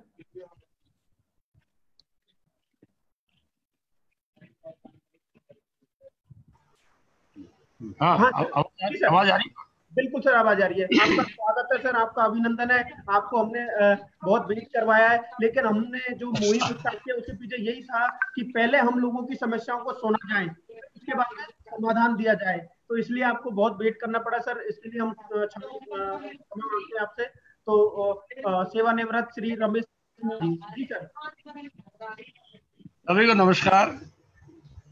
और जैसा आपने बताया, मैं तो रिटायर्ड अधिकारी हूँ, तो समय काफ़ी है। तो बल्कि आप लोगों के विचारों से मैं अवगत हो रहा था, और मेरा सौभाग्य है कि आप काफ़ी जो पुराने परिचित हैं, कुछ नए लोगों से भी जुड़ने का सौभाग्य आप लोगों के माध्यम से मिलने का मुझे सौभाग्य प्राप्त हो रहा है। इसलिए आप लोगों का बहुत बहुत धन्यवाद। ग्रामीण शिक्षा सुधार संस्थान नाम बहुत बढ़िया है, और इस ग्रामीण क्षेत्र में इस शिक्षा में खेल कूदों में सुधार की एक नितांत आवश्यकता है। हम सब लोग जो है ग्रामीण परिवेश से हैं, ग्रामीण क्षेत्र से जुड़े हुए हैं। अब जब शहरों में जाकर के तुलना करते हैं तो हमें ये अंतर महसूस होता है। तो इसलिए आपने ये जो संगठन और संस्था बनाई है, बहुत अच्छा एक नेक और पुनीत कार्य है। इसके लिए मैं डॉक्टर शिवम जी हैं, हमारे साथी सुखराम जी हैं, राजकुमार जी, टीआर जी और कई और साथी हैं जिनको मैं इससे परिचित नहीं हूँ। सारे जितने भी आपके कोर कमेटी के सदस्य हैं, मैं सबका धन्यवाद देता हूँ। अभी आप लोगों के विचार सुने, और लगभग सभी का एक मत यह है कि एक तो खेल मैदानों की कमी है। ग्रामीण परिवेश में देखिए, जमीन सारी ग्रामीण क्षेत्र में है, लेकिन फिर भी स्कूलों के लिए, हमारे बच्चों के लिए, हमारे युवा साथियों के लिए खेल मैदानों की कमी है। ये सबके विचार थे। दूसरा जो मैं पॉइंट नोट कर रहा था, उसमें यह आया कि ग्रामीण परिवेश में लोगों में जागरूकता की अभाव है। लोग चाहते हैं कि जब बच्चा कोई खेल में आगे बढ़ता है तो उसको प्रोत्साहित न करके प्रोत्साहित किया जाता है कि खेल कूद के क्या गुंडा बनेगा, क्या करेगा, इसका कैरियर क्या होगा। अच्छा, उनका सोचना भी स्वाभाविक है साहब, क्योंकि ग्रामीण परिवेश में आर्थिक तंगी या हालत इतने खराब होते हैं कि हर माँ बाप, हर पेरेंट का सपना यही होता है कि मेरा बच्चा पढ़ लिख करके कोई छोटी मोटी जो है नौकरी करे, चपरासी बने, ताकि परिवार को सहारा और संबल मिले। शायद यही इसके पीछे कारण है। और जब मैं अपने आप से कनेक्ट करके जोड़ता हूँ, तब भी मुझे ये महसूस होता है कि क्योंकि हम भी खेलते कूदते थे, तो कई बार हमारे जो पेरेंट्स है लड़ते थे, दिन भर खेलते रहते हो भाई, कभी पढ़ाई भी कर लिया करो, क्योंकि जो खेल का जो महत्व है उसका उनको जानकारी नहीं है। अच्छा, अब तो खेल के साथ में नौकरी का भी टैग लगा दिया है, तो मेरे ख्याल से अब लोगों में धीरे धीरे जागरूकता आएगी। और दूसरा, अब कुछ पेरेंट्स हम जैसे, आप जैसे पढ़े लिखे पेरेंट्स भी हो रहे हैं, इसलिए मेरे ख्याल से सुधार आएगा। लेकिन यहाँ एक चीज हो जाती है, क्योंकि जो पढ़ लिख करके हम सब लोग जो है शहरों में माइग्रेट हो जाते हैं, तो जो जेंट्री जो गांव में पहले थी लगभग वही है सर, वही है अभी। और मैंने ये भी देखा है कि जो हमारे, बल्कि यहाँ ये शिक्षा से जुड़ा सवाल है, टीचर्स को भी मैं देखता हूँ। टीचर, जैसे मैं अलवर से बिलोंग करता हूँ, अलवर डिस्ट्रिक्ट के, मेरा रैनी में रहता हूँ। यहाँ जो टीचर्स हैं या यहाँ सरकारी जो कर्मचारी हैं, क्योंकि ये एसडीएम हेडक्वार्टर है, अधिकतर लोग जो है अलवर से आते हैं, अलवर ही चले जाते हैं। यहाँ गांव में रहना लोग पसंद नहीं करते। शायद कारण यही है कि यहाँ अच्छी शिक्षा नहीं है, स्वास्थ्य के लिए फैसिलिटी नहीं है, सिक्योरिटी नहीं है, सेफ्टी नहीं है, और पीने का पानी, बहुत सारी समस्याएं हैं जो मैं देखता रहता हूँ। क्योंकि मैंने सरकारी दिल्ली में नौकरी की है, लेकिन मैं गाँव से निरंतर मेरा जो है वो जुड़ाव रहा है, लगाव रहा है। मैं दोनों चीज़ों को कई बार अच्छी तरह से कंपेयर करता हूँ। साथियों, मैं कई बार कहता हूँ, ये भारत, इंडिया नाम भी दो है इसका, और भारत को जो है ग्रामीण क्षेत्र दिया हुआ है और इंडिया को शहरी क्षेत्र दिया हुआ है। साधन और संसाधन सारे जो इस इंडिया में भर दिए हैं साहब।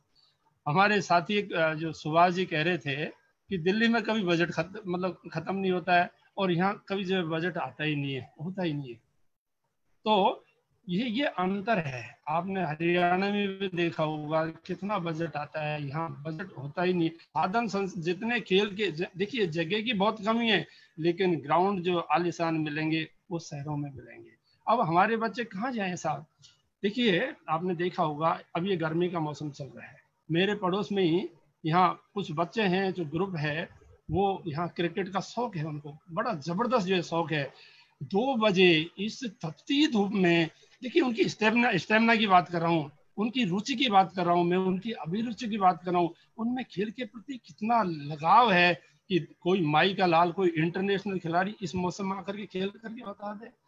जहाँ पानी के पीने का भी जो है वहां भी कहीं आसपास जो है आधी किलोमीटर या कोई मोटरसाइकिल में ला करके या इधर उधर व्यवस्था करते, पानी पीने के लिए एक पेड़ तक नहीं होता, उसमें वो जो है बच्चे खेल रहे हैं। इससे ये सिद्ध होता है कि इस ग्रामीण क्षेत्र के बच्चों में कितनी स्टेमिना है, कितनी इस खेल उसमें जज्बा है साहब, उनमें कितनी हिम्मत है खेलों के प्रति। तो हम अगर थोड़ी सी भी उनको सुविधा दें तो ये जो ग्रामीण क्षेत्र के बच्चे खेलों में, मैं आपको निश्चित रूप से कहता हूँ, ये बहुत आगे बढ़ सकते हैं। ये जो हरियाणा के जो लोग हैं ना, ये सब ग्रामीण परिवेश के लोग हैं साहब। इनकी जीन्स जो है ना, इनकी नस्ल बड़ी मजबूत है। इनको तो थोड़ा सा उंगली पकड़ने की जरूरत है, थोड़ा सहारा देने की जरूरत है, और जैसे ही आप दोगे तुरंत आगे निकल जाएगी। मैं आप लड़कों की छोड़िए, मैं लड़कियों की बात करता हूँ। जिस किसी भी बच्ची को भी थोड़ा सा जो है मौका मिला है, बहुत आगे बढ़ जाती है। मैंने देखा है बच्चे आगे बढ़ जाते हैं, लेकिन कई बार स्कूलों में भी जाता रहता हूँ, कई बार कहते हैं साहब बच्चों के पास में जूते नहीं है, ट्रैक सूट नहीं है, वर्ल्ड स्पोर्ट्स किट नहीं है। जहाँ जो बच्चे नेशनल लेवल पर खेल रहे हैं, डिस्ट्रिक्ट लेवल पर खेल रहे हैं, लेकिन बिना जूतों के दौड़ लगा रहे हैं, उनके पास में पहनने, लड़कियों के पास में जो खेल कूद के लिए जो साधन चाहिए, जिसको स्पोर्ट्स से हम क्रिकेट खेलते हैं, जूते चप्पलों में बच्चे घूम रहे हैं। कितनी दुर्दशा इस ग्रामीण क्षेत्र की हो रही है। इसमें कारण यही है, मैंने जो देखा है कि हम सब लोग जो है पढ़ लिख करके, हम ग्रामीण क्षेत्र के हैं, आज भी पॉपुलेशन 60% से ज्यादा इस भारत में ही रहती है, लेकिन यहाँ से आने के बाद हम सिमट करके अपने आप को वहां चले जाते हैं, और ये जो पिछड़ा क्षेत्र है, ये ग्रामीण भारत है, ये पिछड़ता ही चल जा रहा है। चाहे आप शिक्षा में ले लीजिए, चाहे इसको स्पोर्ट्स में ले लीजिए। मुझे ये बताइए कि हमारी जो लड़कियां हैं, जैसे हम जैसे ये ट्राइबल बेल्ट है, मैं देखता हूँ ये हमारी जो सांस्कृतिक जो हमारे मीणा वाटी के गीत हैं, देखिए प्रतिभा की बात कर रहा हूँ मैं, कि इसमें हमारे लड़के और लड़कियां कितना आगे बढ़ गए हैं। अगर इनको थोड़ी सी सुविधा दी जाए तो दूसरे जो गायन और वादन और दूसरी जो कला है, क्या इसमें ये नहीं बढ़ सकते हैं? ग्रामीण क्षेत्र में हर तरह की जो है प्रतिभा है, उसको तराशने की और उसको उभारने की जरूरत है। उसको हमारे टीचर और हम सब मिल करके कर सकते हैं। दूसरा, हमारे यहाँ स्कूल जो हैं, कमरे बने होंगे या कमरों की काफी कमी है। जो कमरे बने हुए हैं रिपेयर के लिए भी मेरे ख्याल से, मेरी जो जानकारी है उसके हिसाब से कोई बजट नहीं जाता है। आज भी जो कुर्सी टेबल वगैरह है, वहाँ बैठने की कोई सुविधा नहीं है। स्कूलों में शायद बिजली है तो पंखे नहीं होंगे, हैं तो वो चलते नहीं है, या पंखे भी चलते हैं तो आपको पता है जो एक्सट्रीम गर्मी में बुरी हालत हो जाती है। आप शहरों में देखिए ना, सेंट्रली एयर कंडीशंस जो है बिल्डिंग वो होती हैं। अब बच्चा कितने सुख सुविधा और आराम से जो है पढ़ता है। बच्चा जब खेलने के लिए जाता है, पेरेंट्स या तो साथ में लेके जाते हैं, या बच्चा कोई अकेला जाता है तो उसके पास में इतना सामान होता है खेल कूद का कि उसको चलना भी मुश्किल हो जाता है। और एक हमारा एक बच्चा एक हॉकी की स्टिक के लिए तरसता और बेचारा परेशान हुआ रह जाता है। बहुत बहुत अंतर आ रहा है, बहुत भेदभाव आ रहा है। अब इसमें इस चीज को कैसे किया जाए, अंतर है सो है। इसको करने के लिए हम जैसे लोगों को, आप लोगों को जागरूक होने की जरूरत है। इसमें बजट जब सब चीज के लिए आ सकता है तो खेल के लिए क्यों नहीं आ सकता है? एक इसके लिए मुहिम चलानी चाहिए, हम लोगों को मिल करके काम करना चाहिए। हमारे जो विधायक का जो कोटा होता है, एमपी का कोटा होता है, सब लीग के लिए पैसा देता है, भाई खेलों के लिए क्यों नहीं देता? ये तो एक अच्छी नस्ल बनेगी भाई, और जो अच्छी नस्ल बनेगी तो देखिए वो फिर पढ़ाई लिखाई में भी आगे बढ़ेंगे। और हमको तो अपने इंडिया को सब तरह से आगे बढ़ाना है, और आगे बढ़ाने के लिए अच्छा स्वास्थ्य और अच्छी शिक्षा, दो ही चीजें जो मूलभूत हमारे जो स्तंभ हैं इनको ही लेकर के चलना पड़ेगा। तो एक तो बजट के लिए हमें प्रोविजन करवाना चाहिए, और बजट के लिए एक मुहिम चलाएंगे तो हो सकता है सरकार की तरफ से ये चीजें आए। और दूसरा, ये जो इनके पर्सनल जो फंड होते हैं ना, पर्सनल सरकार देती है साहब, इनके अपने जेब का कुछ नहीं होता, उसमें से भी खेल के लिए इनको, जहाँ सीनियर जो ब्लॉक लेवल के जो सीनियर सेकेंडरी स्कूल हैं उनमें यहाँ बजट के लिए हमको इनको दबाव बनाना चाहिए। सरकार पे भी एक मुहिम चला करके दबाव बनाना चाहिए। दूसरा, ये जो ग्रामीण क्षेत्र में लोगों में जो जागृति और जागरूकता का अभाव है कि पढ़ लिख कर खेल कूद करके क्या करेंगे, उस सोच के लिए भी हमें बीच बीच में लोगों के बीच में जाना चाहिए, और जा करके और लोगों की जो भ्रम और जो भ्रांति है उसको मिटाना चाहिए। अरे ये हमारे कितने इंटरनेशनल लेवल के कितने बड़े बड़े खिलाड़ी हुए हैं खेलने के लिए। देखिए हम में से कितने जो लोग हैं जो विदेशों में घूमे होंगे, स्पोर्ट्स पर्सन थोड़ा सा आगे बढ़ता है तो सारी दुनिया की सैर करता है। अगर वहाँ उसको जब थोड़ा सा भी आगे बढ़ जाता है तो दुनिया भर की सुविधाएं मिलती हैं। अब तो 2% जो है नौकरी में भी आरक्षण कर दिया है। एक चीज और मैं कहूँगा, ये 2% को 5% पे हमको सब कुछ मुहिम चला करके ले जाना चाहिए। इससे बच्चों, क्योंकि जब नौकरी का एक रोजगार का टैग लगता है ना, तो उसमें लोगों को, बच्चों को भी आकर्षण मिलेगा और उनके पेरेंट्स को भी आकर्षण मिलेगा। तीसरी एक चीज मैंने ये देखी है जिसको मैं थोड़ा सा अपने तरीके से कई बार कहता भी हूँ, 84 लाख योनियां है साहब, 84 लाख योनियां। अब इसका कोई साइंटिफिक मेरे ख्याल से कोई रिसर्च तो नहीं हुई है कि 84 लाख के, मैंने ऐसा सुना है हमारे पुराणों में, क्योंकि हिंदू धर्म ग्रंथों में ऐसी चर्चा सुनते हैं। वैज्ञानिकों ने इसको प्रमाणित नहीं किया, लेकिन वैज्ञानिकों ने ये भी कहीं भी, आपने कोई भी जो है कोई लेख नहीं पढ़ा होगा कि इसमें भी कोई भी प्राणी इस सृष्टि के लिए अनावश्यक हो। हर एक की अपनी एक महत्वता है। मनुष्य इस सृष्टि की, इस ईश्वर की, इस परमात्मा की या प्रकृति की, जिसको हम जो भी कहें, सर्वश्रेष्ठ कृति है। तो कोई भी व्यक्ति बेकार नहीं हो सकता है, कोई न कोई गुण उसके अंदर जरूर होता ही है। सारे डॉक्टर नहीं बनेंगे साहब, सारे इंजीनियर नहीं बनेंगे, सारे राजनेता भी नहीं बनेंगे, सारे IAS ऑफिसर भी तो नहीं बनेंगे साहब, लेकिन कोई कुछ तो बनेगा। कईयों के आपने देखा होगा बचपन से खेलों में रुचि है, उसको वहाँ प्रोत्साहित कीजिए ना। कई लोग जो है गाने में बजाने में बड़ी अच्छी रुचि होती है साहब, उनको वहाँ प्रोत्साहित कीजिए। रुचि और अभिरुचि भी हमें देखनी होगी। ये टीचर्स को, प्रिंसिपल्स को, हमारे जो अध्यापक लोग हैं उनको देखनी पड़ेगी। शहरों में ये सुविधाएं आ गई हैं, लोग देखते हैं, पेरेंट्स भी देखते हैं और वहाँ शिक्षक भी देखते हैं कि बच्चा किधर और जो है उसका जा रहा है, तो रुझान कहाँ है, उसको प्रोत्साहित करने की कोशिश करते हैं। हमारे यहाँ खेलों में, गानों में या कहीं तो निकलता है ना, तो पेरेंट्स का, सबका ये होता है कि ये कहाँ भटक रहा है, ये मेरा बच्चा बिगड़ रहा है। तो ये हमको, पेरेंट्स को, टीचर्स को, ये सब चीजें देख करके बच्चों की रुचि और अभिरुचि के हिसाब से भी हमको उनको आगे बढ़ाना चाहिए। देखिए अब एक जमाना था, मैं 40 साल पीछे जाता हूँ तो यहाँ समाज में भी ग्रामीण क्षेत्र में कोई पैसा धेला नहीं था, लेकिन हमारे ग्रामीण क्षेत्रों के बहुत सारे अधिकारी, कर्मचारी जो है इस देश में जो है कोने कोने में काम कर रहे हैं, बहुत अच्छी बात है। तो हमारे इस ग्रामीण क्षेत्र के आवाज नहीं आ पा रही है। हेलो, हाँ सर बोलो। आवाज आ रही है ना साहब? हाँ आ रही है। क्या हम लोगों की एक नैतिक जिम्मेदारी नहीं बनती कि जिस समाज से, जिस क्षेत्र से हम गए हैं, वो return back to the society का कॉन्सेप्ट को लागू करें? क्या 100, 200, 500, जैसे मैं रिटायर हो गया, पेंशन ले रहा हूँ, काफी अच्छी पेंशन मिलती है, आप लोग सरकारी सेवाओं में काफी अच्छी सैलरी बनती है, क्यों न हम एक नियम बना लें कि मुझे 100 रुपए या 200 रुपए या 500 रुपए मेरे ग्रामीण भाइयों के लिए, चाहे वो किसी भी धर्म का है, किसी भी जाति का है, किसी भी क्षेत्र का है, ग्रामीण क्षेत्र के। अब देखिए सीमाएं होती हैं कि हमारी जो ये संगठन है एक पर्टिकुलर क्षेत्र में शायद काम करेगा, तो उस पर्टिकुलर क्षेत्र के सारे लोग मिल करके, हम सब मिल करके एक तय कर रहे हैं कि जैसे हमारे GP फंड में पैसा कटता है या वहाँ कटता है, उसी तरह से कुछ एक निश्चित राशि जो है वहाँ जानी चाहिए। और फिर हमको उन स्कूलों में जा करके और एक वहाँ थोड़ा सा बच्चों के साथ में भी इंटरेक्शन करना चाहिए। जो बच्चा आगे बढ़ता है, पैसों की वजह से बहुत सारे बच्चे रुक जाते हैं, कईयों को हमने इकट्ठा कर करके और उनको जो है थोड़ी सी ये जो जरूरत की चीजें उनको उपलब्ध करवाई है, और वो बच्चे काफी आगे बढ़े हैं, बहुत आगे बढ़े हैं। उनकी जो दिली ख्वाहिश थी वो पूरी हुई है, तो वहाँ ये चीजें होंगी। हमारी एक साथी थी जो उन्होंने पीएचडी की हुई है ये खेलों में, उनके काफी अच्छे सुझाव आए थे, मैंने नोट कर रहे थे। आशा शर्मा, आशा मीना जी, इनके भी बहुत अच्छे जो है सुझाव थे। यहाँ स्पोर्ट्स स्कूल भी नहीं है, बजट की भी उन्होंने कहा था, और शारीरिक जो शिक्षक हैं कई जगह होते भी नहीं है, या होते हैं तो प्राइमरी जो सेक्शन है उसमें जो पीटीआई जो शारीरिक शिक्षक नहीं होते।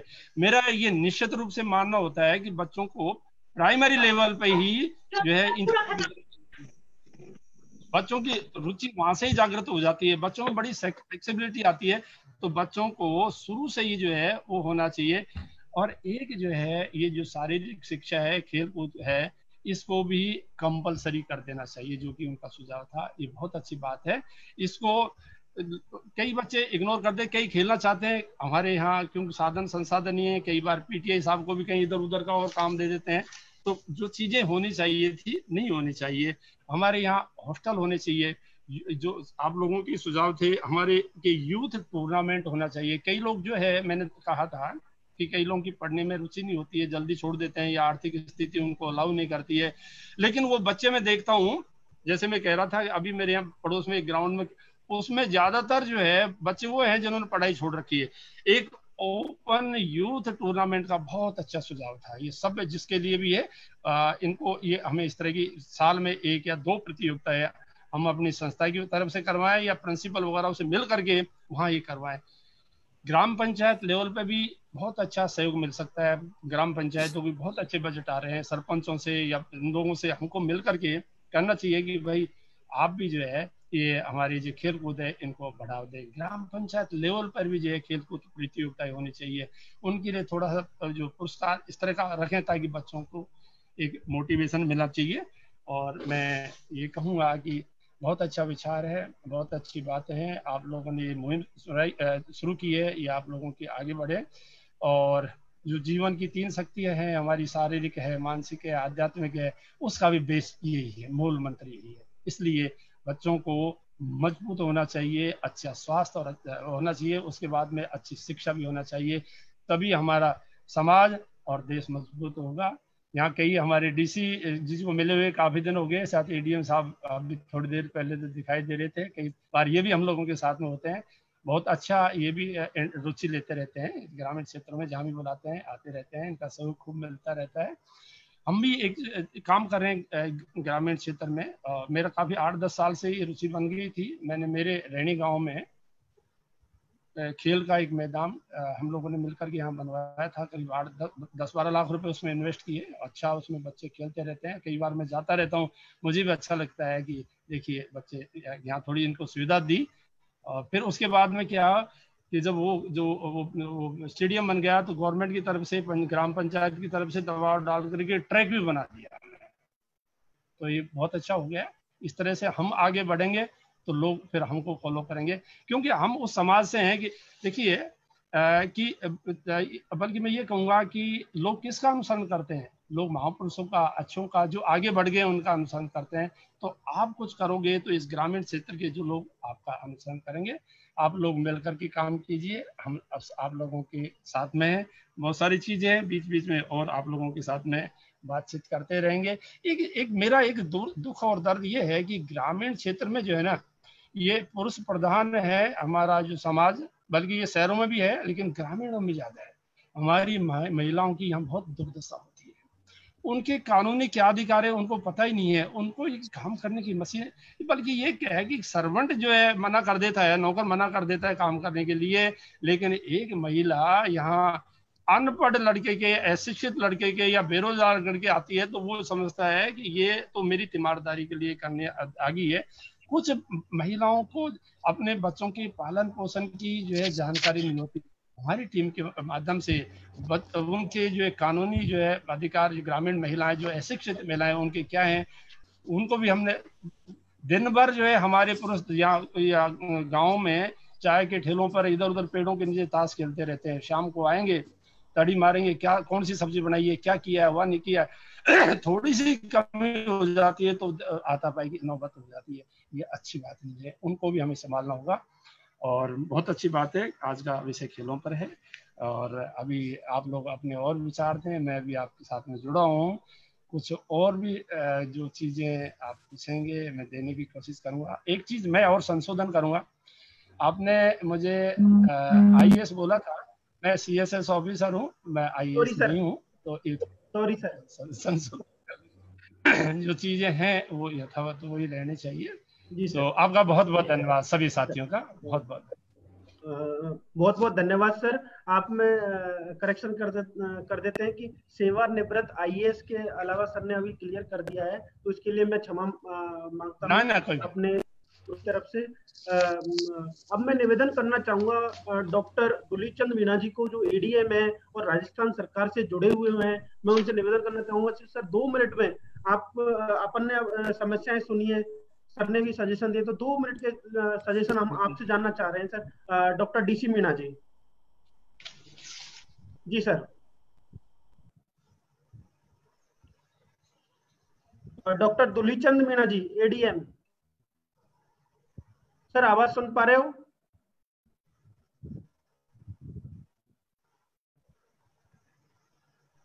और डॉक्टर दुलीचंद मीणा जी।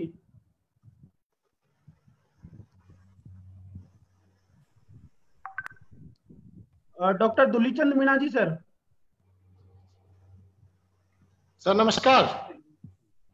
नमस्ते सर, नमस्ते। हम आपका 2 मिनट का समय लेना चाह रहे हैं सर। आप भी आपके सुझाव रखें, आप हमसे जुड़े हुए हो। नमस्ते सर। सभी शिक्षक साथियों को और हमारे जितने भी स्थानाचार्य साथी हैं उन सबको मेरा प्रणाम। और रमेश जी चूंकि हमारे गांव के क्षेत्र के, उनको मेरा सादर नमस्कार सर। मैं सभी साथियों से निवेदन करना चाहता हूं कि आप लोगों ने जो चर्चा की है उसमें बहुत सारे इश्यूज आप लोग डिस्कस कर चुके हो। मैं आपको 2-4 चीजें मेरी तरफ से सुझाव देना चाहता हूं। चूंकि मसला यहाँ आज चर्चा का विषय केवल खेलकूद है, तो मैं आप सबको निवेदन करूंगा कि खेलकूद के विषय में कई सारी चुनौतियां हम सबके सामने हैं, स्कूल के संस्था प्रधानों और खेल अधिकारियों के सामने हैं। जो आप सभी लोगों ने अभी चर्चा की थी कि लगभग स्कूलों में मैदान नहीं है, बजट का नितांत अभाव है, लोकल इश्यूज हैं बहुत सारे, कुछ खेल मैदानों के ऊपर स्थानीय लोगों ने कब्जे किए हुए हैं, अतिक्रमण किए हुए हैं। उन सब के बावजूद मैं आप सबको ये निवेदन करूंगा कि हम सबको जो हमारे पास में उपलब्ध संसाधन है, उन उपलब्ध संसाधनों के बीच में ही काम करना है। यदि हम ये कह दें कि आज कोई नया खेल मैदान डेवलप हो जाएगा, तो बहुत ज्यादा उसकी संभावना नहीं है, गुंजाइश नहीं है। एकदम से मैं कह दूं, आप में से कोई कह दे कि अचानक से किसी स्कूल के लिए इतना बजट उपलब्ध हो जाएगा, तो उसकी भी संभावनाएं बहुत ज्यादा दिख नहीं रही है। तो मैं उस अवधारणा के साथ आपको निवेदन करूंगा कि जो संसाधन है लिमिटेड, उन लिमिटेड संसाधनों के बीच में हम लोग कितना अच्छा या बेहतर परफॉर्मेंस हम लोग कर पाए। उसके लिए मेरा सुझाव ये है कि सबसे ज्यादा इसमें भूमिका होती है खेल के अधिकारी की और स्कूल के प्रधानाचार्य की। संस्था प्रधान बहुत बड़ी जिम्मेदारी वाली पोस्ट होती है, और संस्था प्रधान यदि चाहे तो जैसे बजट वाला विषय और खेल मैदान वाला विषय, यदि कहीं खेल मैदान के ऊपर अतिक्रमण है तो संस्था प्रधान की ड्यूटी है कि वो उस अतिक्रमण को मुक्त करा के और उसको अपना खेल मैदान को विकसित करवाए। इसी तरीके से जो बजट की बात आती है, तो मैं आप सबको ये सुझाव दूंगा, जो शिक्षा के अधिकारी इसमें जुड़े हुए हैं, कि प्रिंसिपल साहब वहां के स्थानीय निवासियों से मिलकर के, लोकल दानदाताओं से मिलकर के कैसे भी बजट की उपलब्धता सुनिश्चित करावे। और मैं ये दावे के साथ कह सकता हूं कि यदि प्रिंसिपल साहब यदि चाहें तो बजट की कोई कमी नहीं हो सकती। ये मेरा पर्सनल एक्सपीरियंस है। अभी मैं रमेश जी को कोड करते हुए कहूंगा कि हमारे रैनी के स्कूल में आपने खेल सुविधाओं के विकास के लिए अपनी निजी खर्चे से, निजी आय से आपने पैसा दिया है। और भी बहुत सारे लोग होंगे, लेकिन चूंकि मेरी जानकारी में है तो ऐसे बहुत से भामाशाह हमारे पूरे राजस्थान में अवेलेबल हैं, मिल जाएंगे। इसी तरीके से एक बात आई थी यहाँ, जनप्रतिनिधियों का जो कोटा होता है, एमएलए एमपी का कोटा होता है, उसमें मेरा ये आप सबको आग्रह है कि आप यहाँ इस मंच के माध्यम से कोई यदि ये बताए कि मैं साहब एमएलए साहब के पास में या सांसद महोदय के पास में मेरे स्कूल के विकास के लिए 2 लाख रुपए मांगने गया और मुझे ये जवाब मिला, तो मैं नहीं कह सकता कि कोई गया होगा। मुझे ध्यान में नहीं है कि आप में से कोई गया होगा, और यदि कोई गया होगा तो निश्चित रूप से आपको वहां से कुछ न कुछ राशि अवश्य मिलेगी। मेरा ये एक सिंपल सुझाव। इसी तरीके से खेल मैदानों के विकास के लिए आपका नरेगा के तहत खेल मैदानों के विकास के काम हो रहे हैं, तो आप लोकल सरपंच से मिलकर के नरेगा के तहत आप अपने खेल मैदानों को विकास करा सकते हैं। देखिए, खेल मैदान में 2-3 चीजें हैं।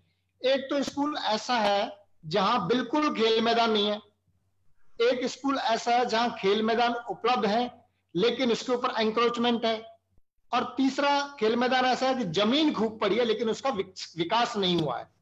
तो इन तीनों में अपन कैटेगराइज कर सकते हैं कि जहां खेल मैदान खूब है, जमीन की कोई कमी नहीं है, तो वहां के संस्था प्रधान, वहां के आपके खेल अधिकारी जी मिलकर के उसका विकास कर सकते हैं।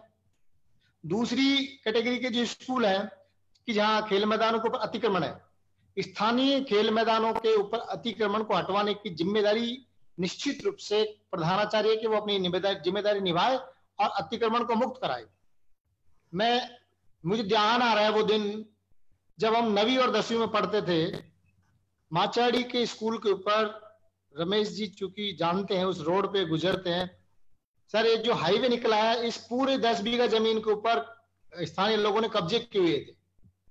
तो उस समय के जो प्रधानाचार्य थे 10वीं तक के स्कूल के, माता दीन जी तिवारी, उन्होंने हम सबको साथ लेकर के, पुलिस को साथ लेकर के पूरे कब्जे खुलवाए और उसी समय खुलवा करके विदिन 2 मंथ्स उसका विकास करके वहां स्टेट लेवल के टूर्नामेंट करवाए। तो ये जिम्मेदारी निश्चित रूप से प्रिंसिपल की है। प्रिंसिपल इस जिम्मेदारी से बच नहीं सकता, लेकिन सामान्यतः अधिकतर प्रिंसिपल से कहते ठीक है, हमको क्या लेना देना, हमारी क्या है, वगैरह वगैरह। तो खेल मैदानों को दूसरी कैटेगरी जिनके ऊपर अतिक्रमण है उनको आप ये कर सकते हैं, अतिक्रमण मुक्त करा करके फिर उसको आप विकास कराइए। इसी तरीके से तीसरा कैटेगरी वो स्कूल आती हैं जहां बिल्कुल भी जमीन उपलब्ध नहीं है। तो उन लोगों के लिए मेरा आग्रह ये रहेगा कि आप स्थानीय लोगों से मिलके, गांव वालों से मिलके आप थोड़ा थोड़ा, हो सकता है आपको शुरुआत में सफलता नहीं मिले, लेकिन 1-2 बीघा जमीन यदि आप दानदाताओं के सहयोग से मोटिवेट करके दान करवा सकते हैं, दान नहीं करें आज के जमाने में तो कुछ पैसा कलेक्ट करके खरीद सकते हैं, ये एक सुझाव है। अब सवाल ये खेल मैदानों के बाद में दूसरा मेरा ये निवेदन आता है कि कुछ गेम्स ऐसे हैं जिनमें खेल मैदानों की बहुत ज्यादा आवश्यकता नहीं है। छोटी से छोटी स्कूल में इंडोर गेम्स की सुविधा उपलब्ध है। आपका कबड्डी जैसा गेम है, उसके लिए कोई बहुत लंबा चौड़ा खेल मैदान की आवश्यकता नहीं होती। बैडमिंटन में आजकल अच्छी परफॉर्मेंस कर रही है, बच्चे अच्छी परफॉर्मेंस कर रही हैं। आपके खो खो में बहुत बड़े खेल मैदान की आवश्यकता नहीं होती। और भी कुछ ऐसे खेल है जो, चूंकि ये खेल अधिकारी महोदय ज्यादा बेहतर तरीके से जानते हैं कि किन खेल मैदान, जैसे फुटबॉल, क्रिकेट, इन दोनों में बड़े मैदानों की आवश्यकता।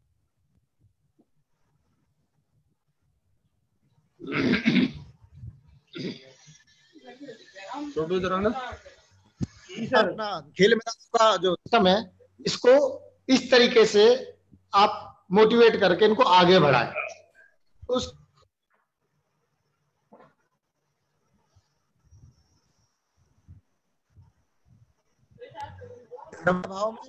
घर की, मतलब घर वाले उनको ताना देते हैं कि तुम खेलते रहते हो, पढ़ते नहीं हो। तो यदि प्रिंसिपल या खेल अधिकारी ये समझता है कि वाकई में इस बच्चे की प्रतिभा बेहद अच्छी है और यदि इसको मोटिवेट किया जाए तो ये बालक राष्ट्रीय लेवल पे काम कर सकता है, अच्छा नाम रोशन कर सकता है। तो मेरा ये निवेदन है प्रिंसिपल साहब को और वहां के खेल अधिकारी जी को कि वो अपनी टीम बना करके उसके पेरेंट्स के पास जाकर के बच्चे के उनको कन्विंस करें, उनसे संवाद करें कि ये बच्चे में इस खेल में काफी अच्छी परफॉर्मेंस की संभावनाएं हैं, अच्छे तरीके से किया जाए तो ये अच्छे रिजल्ट आपको दे सकता है। और कन्वेंसिंग के बाद में प्रत्येक जिले में जिला खेल अधिकारी होता है, उससे आप संवाद स्थापित करके उस बच्चे को जिले की एकेडमी में या अन्य लोगों के सहयोग से उसको मोटिवेट कर सकते हैं। जैसे कबड्डी का तो आपका स्टेट का एकेडमी करौली जिले में, अधिकतर लोग हमारे यहाँ करौली जिले से जुड़े हुए हैं। इसी तरीके से जितनी भी जो हमारे साथी लोग हैं वो थोड़ी गहन जानकारी की आवश्यकता उनको इसलिए पड़ेगी कि राज्य और केंद्र सरकार खिलाड़ियों को किस किस तरीके से मोटिवेट करती है, उनके लिए कौन कौन सी छात्रवृत्ति उपलब्ध है, कौन कौन सी अपॉर्चुनिटीज उनके लिए उपलब्ध है, यदि वो नेशनल खेलते हैं तो उनको क्या मिलेगा, स्टेट खेलते हैं तो क्या मिलेगा, स्टेट नेशनल के बाद में ओलंपियाड एशियाड यदि खेलते हैं तो कौन कौन से फील्ड में उनको क्या क्या संभावनाएं हैं। जैसे स्टेट और नेशनल खेलने पर आजकल सीधी नौकरी भी मिलती है, आप यदि इंटरनेशनल खेलते हैं तो आपको गजेटेड नौकरी मिलेगी। इस तरह के प्रावधान जितने भी हैं उन सबकी आपको बारीक जानकारी होनी चाहिए और ये चीजें आप खिलाड़ियों तक पहुंचाओ कि यदि आपका जिले से स्टेट में, स्टेट से आप सेंट्रल में खेलते हो तो आपको ये सुअवसर उपलब्ध है। क्योंकि हम सब लोग उनकी जानकारी नहीं रखते हैं और जब जानकारी उनकी नहीं रखते तो हमारे बच्चों को पता नहीं होता कि हमारा फ्यूचर किधर है, क्योंकि सीधा बहुत कम लोगों को ये जानकारी है कि भाई खेलेंगे तो क्या मिलेगा। तो मेरा आप सबसे निवेदन है कि हम सब लोग मिलके पूरी जानकारी हम बच्चों को दें, खिलाड़ियों को दें और खिलाड़ियों के उत्साहवर्धन के लिए हम सबको दानदाता के रूप में, भामाशाह के रूप में आगे आना पड़ेगा। आप कभी रैनी आए हो लोग बाग हमारे यहाँ, तो मैं हमारे हायर सेकेंडरी स्कूल रैनी के स्टेडियम को कोड करूंगा, आप सब लोग वहां जाइए। रमेश जी ने अपनी लीडरशिप ने और अपने व्यक्तिगत प्रयासों से उसमें एक स्टेडियम का उसको रूप देने का प्रयास किया है, तो आप सब लोग वहां निश्चित रूप से आइए। इसी तरीके से जो कुछ लोग ऐसे हैं जो प्राइवेट तौर पे काम करते हैं खेलों के लिए, जैसे मेरे यहाँ एक रमेश जी के सुपरविजन में हमारे रतिराम बहुत अच्छा काम कर रहा है, तो ऐसे लोगों को हमको उनका मनोबल मजबूत करना है। तो मैं आप सबको यही कहूंगा कि आप सब लोग जो जिस मतलब मनोबल आपका जो मजबूत होगा, आप सबके बीच में बहुत ज्यादा जज्बा होने की आवश्यकता है, खिलाड़ियों में कंपटीशन की आवश्यकता जिस तरीके से, इसी तरह के पीटीआई में भी कंपटीशन होना चाहिए कि मेरी स्कूल इस बार शील्ड लेके आएगी तो फिर बात बनेगी। हमारे जितने भी खेल से जुड़े हुए अधिकारी लोग हैं उन सबको बहुत ज्यादा करने की आवश्यकता है और बहुत ज्यादा खुद को नहीं करना है, तो केवल और केवल मोटिवेट करते रहिएगा। जैसे आपके ग्रामीण क्षेत्र के बच्चे दौड़ में बहुत अच्छी परफॉर्मेंस करते हैं, तो उसके लिए बहुत ज्यादा जरूरत नहीं, प्रत्येक ब्लॉक लेवल पे अच्छा एक ट्रैक मिल जाएगा, प्रत्येक ब्लॉक पे एक ट्रैक की सुविधा उपलब्ध है। तो मैं आप सबको यही कहूंगा कि आपने जो प्रयास शुरू किए हैं उनके लिए आपको बहुत बहुत धन्यवाद। और सबसे ज्यादा जरूरत है हमारे खिलाड़ियों को यहाँ मंच पे लाने की। जैसे आज आपका ये जो आपका लाइव है, मेरा सबसे आग्रह है कि ज्यादा से ज्यादा शिक्षा वर्ग के लोग, प्रिंसिपल साहिबान और खेल अधिकारी इसको सुने, उनको जुड़े और उनको जो चुनौतियां आती हैं अपना माइंड अप्लाई करके उन चुनौतियों से किस तरीके से हम पार पाए, यही हमारी सबसे बड़ी उपलब्धि रहेगी। इस सुअवसर के लिए डॉक्टर शिव और आदरणीय रमेश जी को मैं नमस्ते करते हुए सभी को बहुत बहुत धन्यवाद देना चाहता हूँ। जय हिंद। बहुत बहुत धन्यवाद सर। डॉक्टर धुलीचंद मीना जी, आपने बहुत ग्राउंड लेवल की और बहुत अच्छी इंफॉर्मेशन उपलब्ध कराई। बिल्कुल मैं ये बात मानता हूँ, जो भी हमारे खेल अधिकारी हैं, प्रिंसिपल साहब हैं, यदि वो थोड़ा बहुत कुछ कर सकें तो इस क्षेत्र में बिल्कुल आगे से आगे कर सकें कि जो भी खेल मैदान पे अतिक्रमण हो रखा है या जो कि खेल मैदान को ग्राम पंचायत की सहायता से ले सकते, तो इसके लिए जो आपने सहायता उपलब्ध करवाई है उनको लेके हमारे प्रिंसिपल सर, हमारे खेल अधिकारी उन चीजों को उपयोग में ला सकते हैं। दूसरा आपने बोला है कि यदि हमारे पास ग्राउंड नहीं है तो बच्चा ऐसा नहीं कि खेले नहीं, वो इंडोर गेम्स के लिए आपने सजेस्ट किया, वो बहुत अच्छी है। और मैं भी मानता हूँ कि खो खो कबड्डी के लिए कोई लंबा चौड़ा मैदान की आवश्यकता नहीं है, ये फिजिकल स्ट्रॉन्ग और खेल को आगे बढ़ाने के लिए कम से कम खो खो, कबड्डी और वॉलीबॉल कोई जरूरी नहीं हम क्रिकेट में ये चीजें आगे बढ़े, लेकिन हम खो खो, कबड्डी, वॉलीबॉल, बैडमिंटन, इन चीजों को हम आगे बढ़ा सकते हैं इंडोर गेम्स के साथ। बहुत बहुत धन्यवाद डॉक्टर दुलीचंद मीणा जी, बहुत बहुत धन्यवाद सर। अब मैं निवेदन करना चाहूंगा कालूराम बैरवा जी, प्रिंसिपल कालूराम बैरवा जी। एक मिनट सर, मैं आपका माइक ऑन कर देता हूँ। जी कालूराम जी। जी आदरणीय सभी इस मुहिम में लगे सभी विद्वान जनों को मेरा नमस्कार।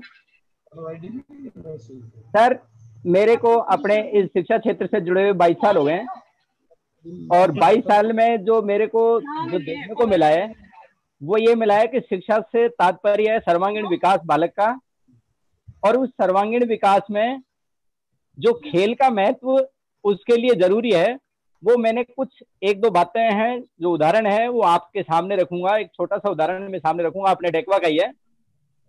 आप मेरी बात सुन पा रहे हैं सभी? जी सर, बिल्कुल अच्छे से आवाज आ रही है। जी सर। तीसरी और चौथी के 2 बच्चे हैं मेरी क्लास के। वो बच्चे थोड़े एमआर हैं, माइंड से थोड़े रिटायर्ड हैं, वो किसी से बात नहीं करते, कोई रेस्पॉन्स नहीं देते टीचर का। मैंने जब उनको देखा और देखने के बाद मैंने पूरा प्रयास किया, वो रेस्पॉन्स नहीं दे पा रहे थे, लेकिन मैंने उनको, हमारे मंदिर है हमारी स्कूल में, उस मंदिर के चक्कर लगाने के लिए, दौड़ लगाने के लिए कहा। कंटिन्यूस 7 दिन मैंने उनको जब दौड़ लगवाई, धीरे धीरे धीरे धीरे वो मुस्कुराने लगे, मेरे नजदीक आने लगे और एक दिन हमारी बातों को वो जवाब देने लगे। प्रयास बहुत छोटा था, केवल दौड़ लगवाई थी मैंने उनसे। तो मैंने इस उदाहरण से ये समझा कि बालक को केवल दौड़ लगाने से एक तो उसके अंदर छुपी जो हेजिटेशन है वो बिल्कुल खत्म हो गई। आज जब भी हमारा कोई शिक्षक साथी उनसे रूबरू होता है तो वो उसका रेस्पॉन्स देने लग गए। खेल बच्चे के अंदर को जो छुपी हुई झिझक है उसको बाहर निकालने में बहुत ही बड़े सहायक हैं, जो मैं समझता हूं शिक्षा के लिए बहुत ही जरूरी है। खेल जो बच्चों को स्कूल से जोड़ने का एक सबसे बढ़िया तरीका है। यदि बालक स्कूल से जुड़ेगा तो वो हर हाल में पढ़ेगा भी। खेल बच्चे को एक तरह से मेंटल सेंटर्ड बनाता है। यदि बालक को आप 15 से 20 मिनट खेल खिला करके और अपनी कक्षा में ले जाएंगे तो उसका जो दिमाग का जो बाहर का कनेक्शन है वो पूरी तरह से कट जाता है। तो ये भी एक बहुत बड़ा शिक्षा में योगदान देता बालक के लिए कि मेंटल सेंटर्ड है, आप जो भी पढ़ाओगे वो सब कुछ सीख जाएगा। मैंने अभी अभी इसी कोरोना पीरियड में एक इंटरनेशनल अटेंड कर रहे थे सेमिनार, एक डॉक्टर साहब थे, उन्होंने एक छोटी सी बात कही कि मैं आज भी 2 घंटे खेल में पसीना बहाता हूं। मैं विश्वास दिलाता हूं यदि अपने हिंदुस्तान का कोई भी आदमी, कोई भी व्यक्ति 2 घंटे डेली पसीना बहा ले तो स्टाम्प पे लिख के दे दूंगा उसको कोरोना हो ही नहीं सकता। कहने का तात्पर्य है कि यदि बच्चे को खेल से जोड़ दिया जाए तो शिक्षा के परिणाम भी अच्छे आएंगे, उसका शारीरिक गठन भी होगा, उसका बॉडी लैंग्वेज भी सुधरेगा। तो इन बातों को लेकर मैंने आज 22 साल में ये पाया, और मैं बच्चों को हर हाल में चाहे 15 मिनट 10 मिनट प्रेयर में ही एक्सरसाइज करवाऊं या शाम को जब छुट्टी होती है उस वक्त मैं उनको, चाहे रुमाल झपट्टा हमारा बहुत आसान सा गेम होता है, जब मैं उनको प्रत्येक क्लास को खिलवाता हूं तो प्रत्येक जो बच्चा है वो उसमें पार्टिसिपेट करता है। तो जब खेल एंड होने के बाद में उनके चेहरे पर जो थकान सी होती है वो मुस्कुराहट में बदल जाती है। तो मैं सभी विद्वान साथियों से ये कहूंगा कि ये तो मेरे विचार थे कि खेल क्यों आवश्यक है। दूसरी बात संसाधनों की बात है। ये सच है हमारे ग्रामीण क्षेत्र में वास्तव में उस लेवल के संसाधन नहीं है, लेकिन नहीं का रोना रो करके हम बैठ जाएं तो हमारे लिए ये ठीक भी नहीं है। प्रयास तो करने पड़ेंगे। मैंने मेरे स्तर पर भी लंबे समय से खेल मैदान पे अतिक्रमण था, ग्राम पंचायत को साथ में लिया, प्रशासन को साथ में लिया, अतिक्रमण मुक्त भी करा लिया। लेकिन साथियों सबसे बड़ी समस्या क्या आई, वहां जाने का रास्ता नहीं था। रास्ते के लिए पूरा प्रयास किया, पिलर के लिए, बोर्ड के लिए सारा सामान मैंने तय कर लिया, लेकिन मैं वहां पीछे ही रहा क्योंकि मुझे गांव वालों का साथ नहीं मिला और वो मेरा खेल का मैदान आज भी हमारे उपयोग से दूर है। कहने का तात्पर्य है ग्रामीण स्तर पर एक ऐसी कमेटी बने जो संस्था प्रधान जहां अपने आप को यदि पीछे पाता है, कमजोर पाता है, तो उसको वो सपोर्ट करें। आज इस बीसी के माध्यम से ये बात मैं सभी विद्वान साथियों के साथ शेयर करना चाहता हूं। अभी हमारे एडीएम साहब ने जो विचार रखे थे कि संस्था प्रधान चाहे तो ऐसा नहीं है कि कोई सा भी खेल मैदान हो वो अतिक्रमण मुक्त नहीं हो सकता, ये 100% सही है, लेकिन ये मेरे लिए मुक्त होने के बाद भी और मैं उसमें सफल नहीं हो पाया। तो एक छोटा सा सभी के साथ विचार है, आप विचार करें इस पे।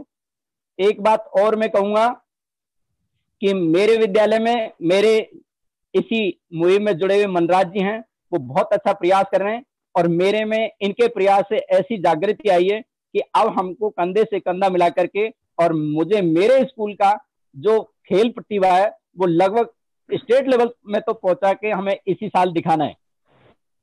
मैं मेरे विचार इन्हीं बातों के साथ यहाँ अब विराम देता हूँ। शायद और भी आपको ऐसी बातें आगे सुनने को मिलेगी और मैं समय समय पर जितना मैं जानता हूँ उतनी बात आपके साथ शेयर करूंगा। बहुत बहुत धन्यवाद। बहुत बहुत धन्यवाद सर।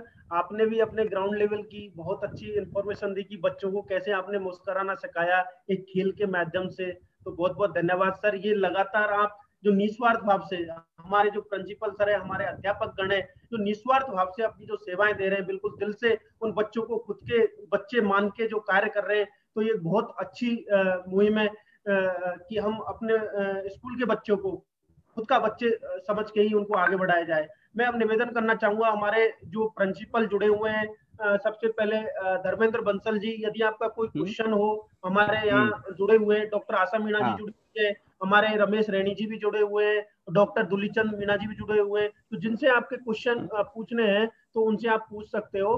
मैं इनका माइक ऑफ कर देता हूँ, ऑन कर देता हूँ। धर्मेंद्र बंसल जी। जी सर। प्रिंसिपल सिकरौदा मीणा। क्या लाऊं? धर्मेंद्र बंसल जी, आवाज आ रही है सर?